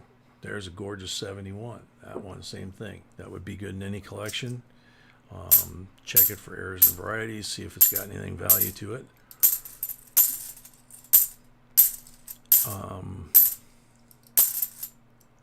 But yeah, they actually have at the investors distribution party in the spring, they have they tack the chart up, the track of where all the treasures have been found on both wrecks on a board, and you basically put your initials where you think the mother lode is as their, it shows every single 6-foot borehole over the last 30 years. 2004 NIFSI.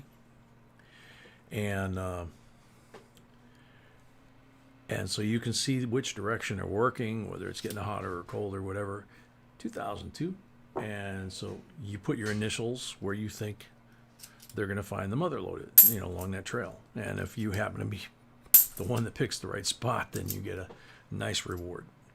So far as I know, nobody's claimed that reward in the last 10 years anyway.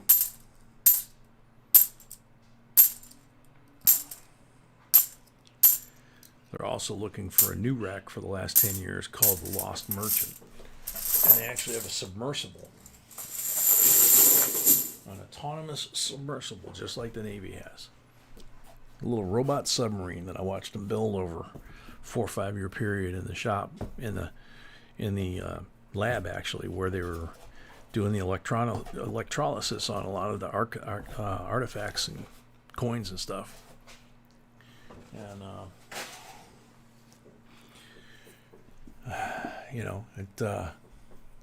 it's kind of cool. They program it, they drop it in the water, and this thing just mows the lawn, goes back and forth, records all the data. But they're using that to look for an entirely new wreck. So once you get the gold fever, there's never enough. But those would be the coins.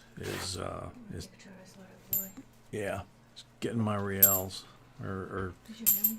yes, getting rid of my reals.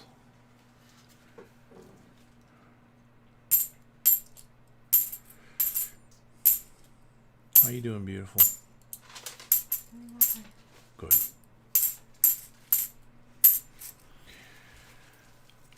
Down to the last 8 or so. Got 2 silvers. 10 for a tie. Got like 8 rolls left. Uh-oh. Uh-oh. Uh-oh. 2003 NIFSI. That sounds like some counter surfing.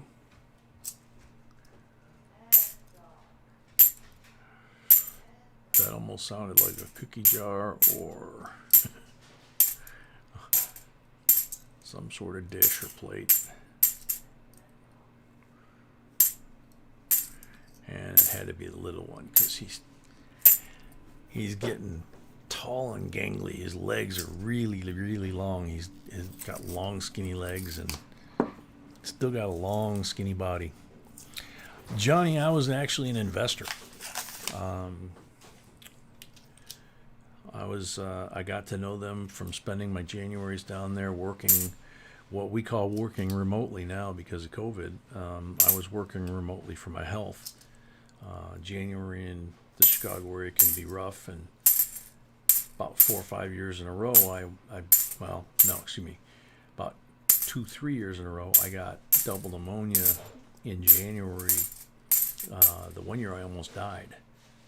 Actually, that one was in February. 72 in beautiful shape. Those are harder to come by.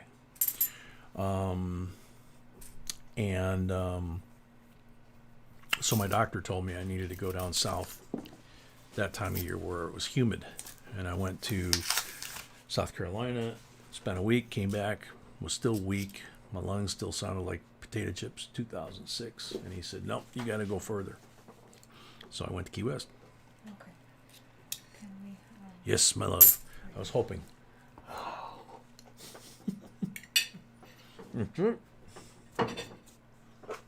Oh, man.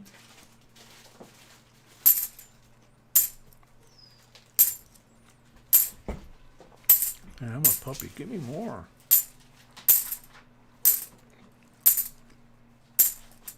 Oh, man, that's good.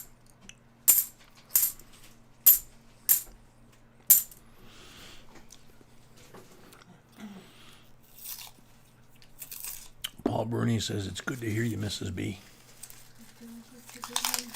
She says, it's good to be here. Much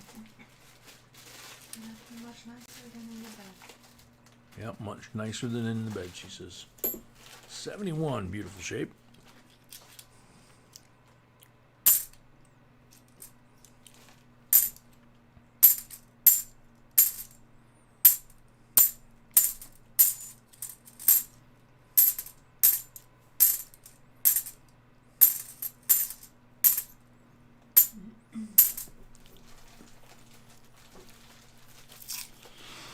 No, Johnny, they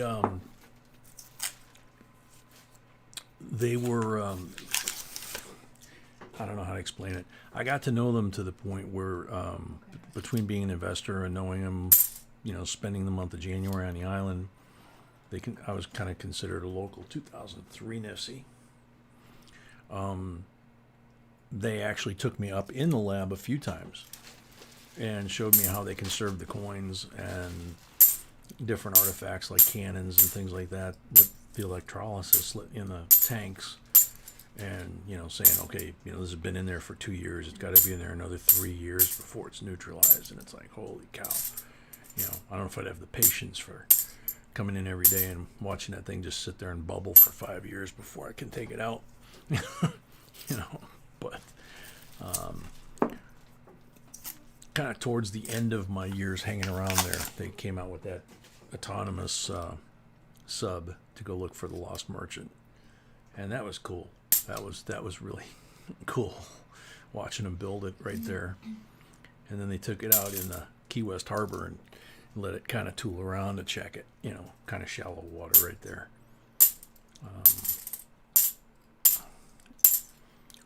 And I used to get regular emails from them, but that's been quite a while ago.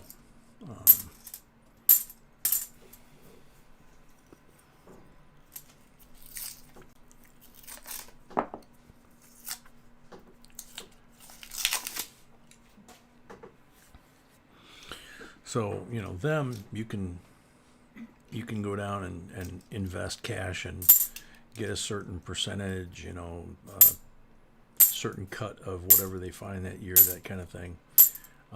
There's a company that's actually publicly traded. They actually had a TV show for a while, Odyssey Explorers or Odyssey Exploration, and they're constantly finding treasure all over the world. Their funding is just unbelievable, and like I said, they're publicly traded. You can buy stock through the stock market in Odyssey Underseas Exploration. You're absolutely not giving you advice to do it. Which we're not giving advice to. Yeah, we're not giving advice to do it. Absolutely not. We're just saying, you can. This is actually a publicly traded company. It's bizarre, But you get into coin hunting. You meet all kinds of coin people all over the world. You get into treasure hunting and metal detecting, and you meet all kinds of people all over the world. It's just kind of, yeah, Johnny T. No, Johnny T. That's not Ballard. You're thinking Bob Ballard that found the Titanic. No, this is oh God, what's his name? Real tall Scandinavian guy. Well, he's American, but he's Scandinavian heritage. So he's got like a Scandinavian name, They found a shipwreck that was so full of treasure near Gibraltar that they filled up 5-gallon buckets full of coins, and they chartered a 747 passenger jet and put the 5-gallon bucket on each seat and flew them to the States, and then lost in the court system here in the States, the Admiralty court, and had to give all that treasure back to, was it Spain or I can't remember. So, all right. So Rick, unfortunately, you got two that count for the silver pulls. I mean, for the silver box battle, whatever, with Ron. Ron, that box was just kind of, a bridge too far, man. That was a hell of a box.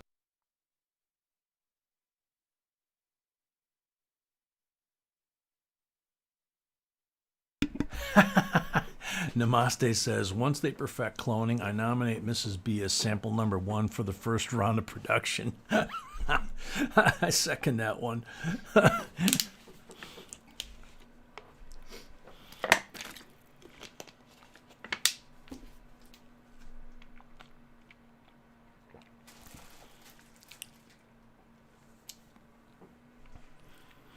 All right, so 25 pulls. Good luck on the pulls, yep. Ron, you got a bonus coin there.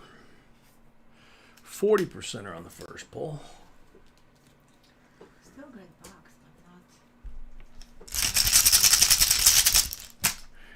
Yeah, it was a good box. It just didn't have as much silver as Ron's. It's blank on number 2.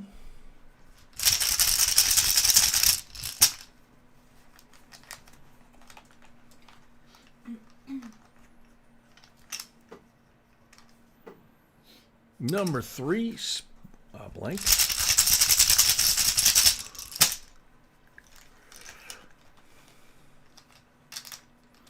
Number 4 is a blank.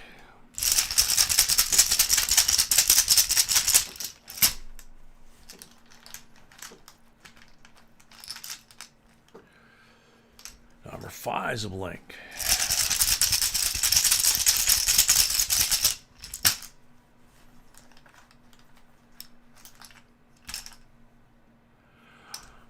Number 6 is a 40.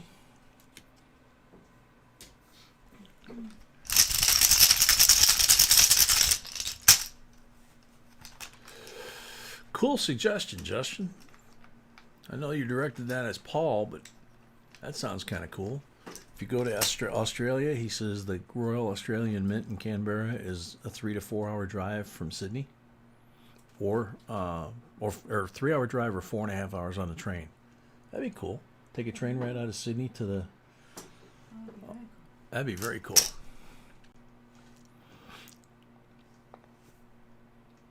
$90 on number 7.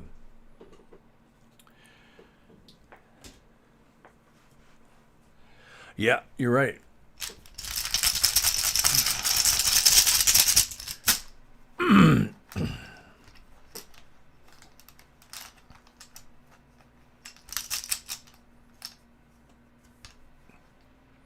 Number 8, 40.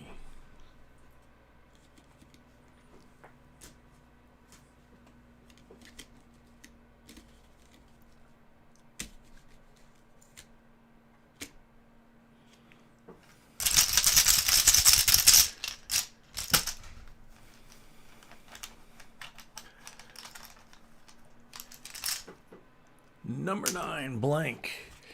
That's one of my regrets of I made it to Australia to meet my daughter when she was on R&R from Iraq, her 6-month R&R, and I came home with a whole bunch of change, and instead of bringing it home and putting it in my coin collection, I went to the exchange at the airport and cashed it back into American, and that I really regret that. It's like, man, I wish I'd have kept that.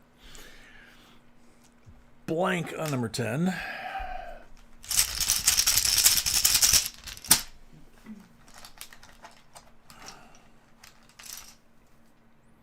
Blank on number 11.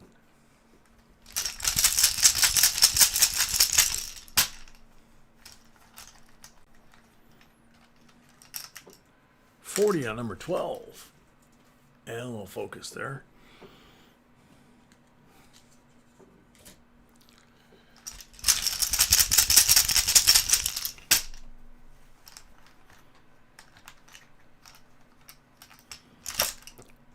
$40 on number 13.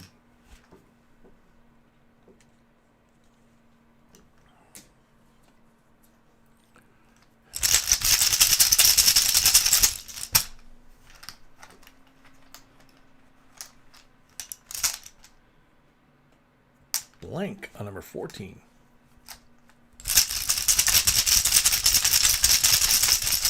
Very cool, Paul. 40 on number 14.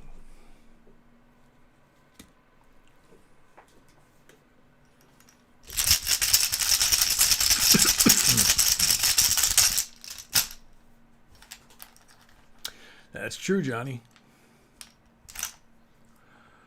40 on number 15.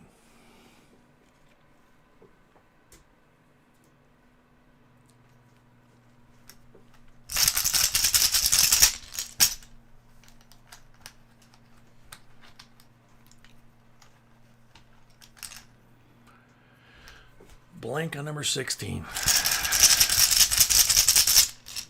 Counts off. Okay. What did I do?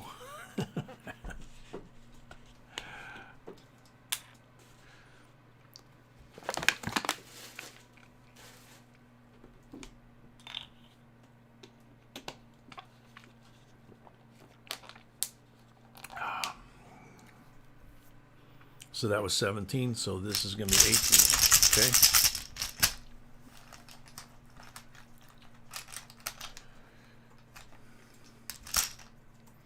Blank on number 18.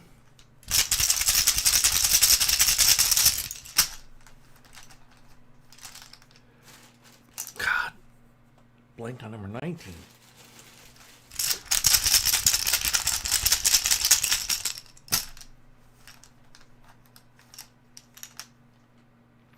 $90 on number 20.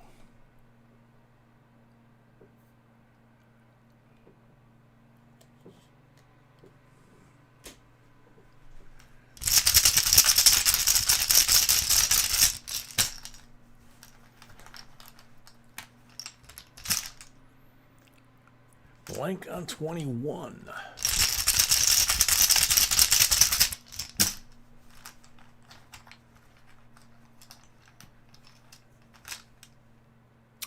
Blank on 22.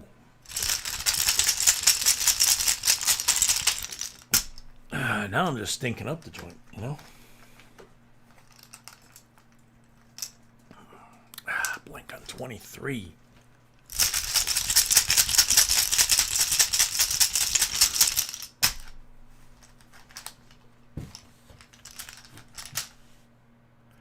Blank on 24.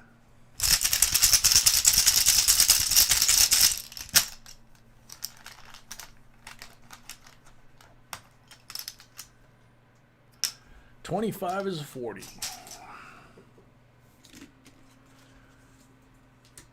Bummer. All right.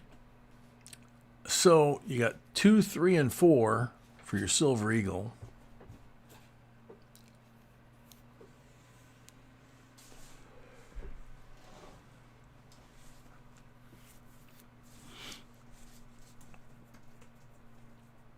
Stormy Normie, they're basically doing it now. We've been doing credit cards since I was in high school, probably. They didn't have them before World War II for sure. I think they came out in the 50s and 60s. Homer Lysing, welcome from NorCal. But gradually over time, I mean, it's, you know, there's times I find myself not having any cash in my pocket, just having a credit card. I hate that. Number 3.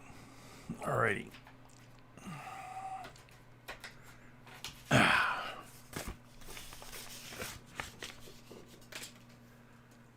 (2015) early release MS-70 Silver Eagle. There we go. So now,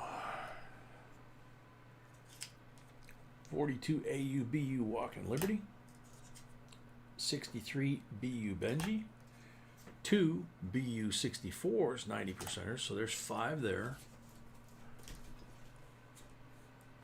Come on. 10, 15, 16, 2 from the rolls makes 18. So 18 silvers and then 16 NIFC and specimen coins. So not as much as we wish it would have been, but still pretty good stack of chips here.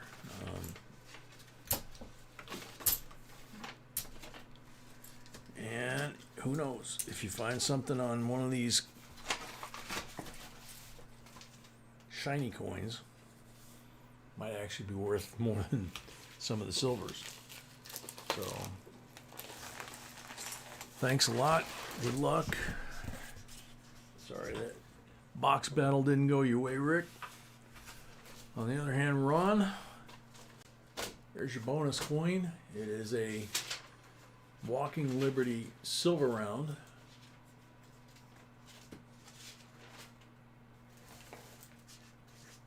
It is, and I'm trying to read it. Yeah, half troy ounce from Money Metals Exchange. It's beautiful, a beautiful representation of a silver eagle. I mean, it's, a walking Liberty. You look at that and you think silver eagle. So congratulations on that. So end of box giveaway, Westward Journey commemoratives, 2006. The Westward Journey Return to Monticello, Philadelphia and Denver, 2006 uncirculated nickels. They are patinaed. Got some cool patina on there.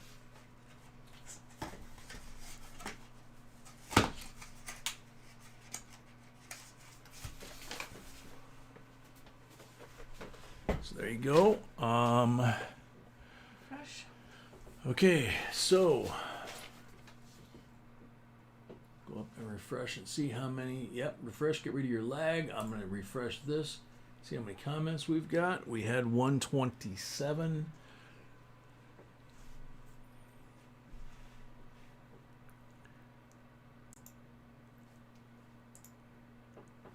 Sweetie?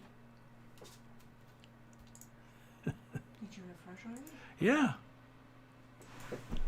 Okay. So good luck, everyone. Yep, good luck, everybody.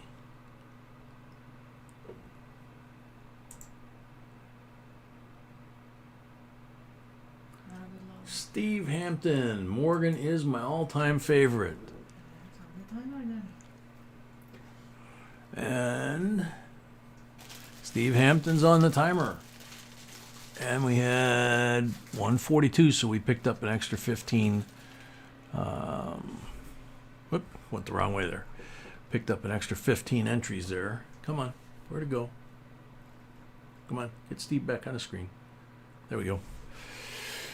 Steve Hampton, you are on the timer.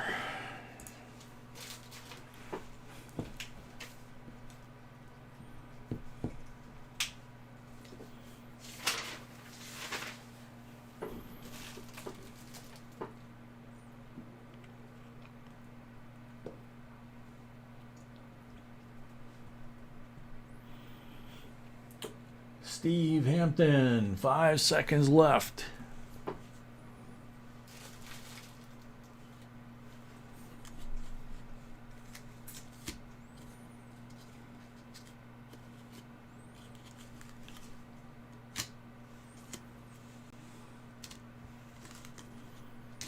No live stream tomorrow. Thank you, Basta. Yep. for reminding No me. live stream tomorrow. Nope. Tuesday, the auction is next. Next. Let's Next. see. Next is good luck.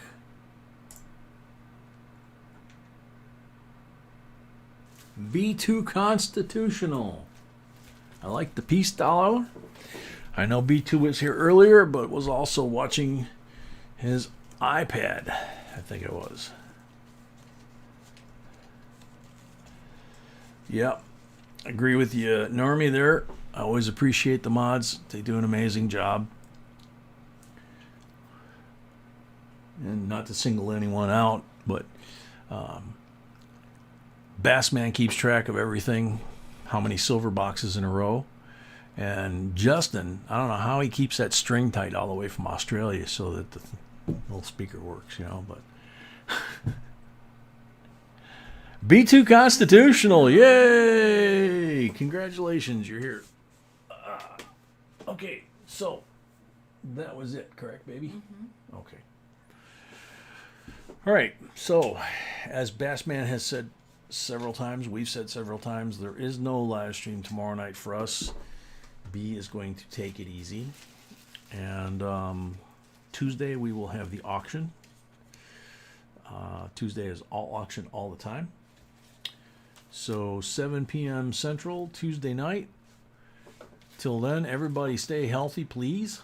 And have a nice rest of your weekend. And we will see you all then. Thank you for your very nice wishes on our side. And B said to say she wants to say thank you for all the very nice wishes on our site and emails and everything else. So thank you. she says thank you, guys. So good night, everybody. Good night.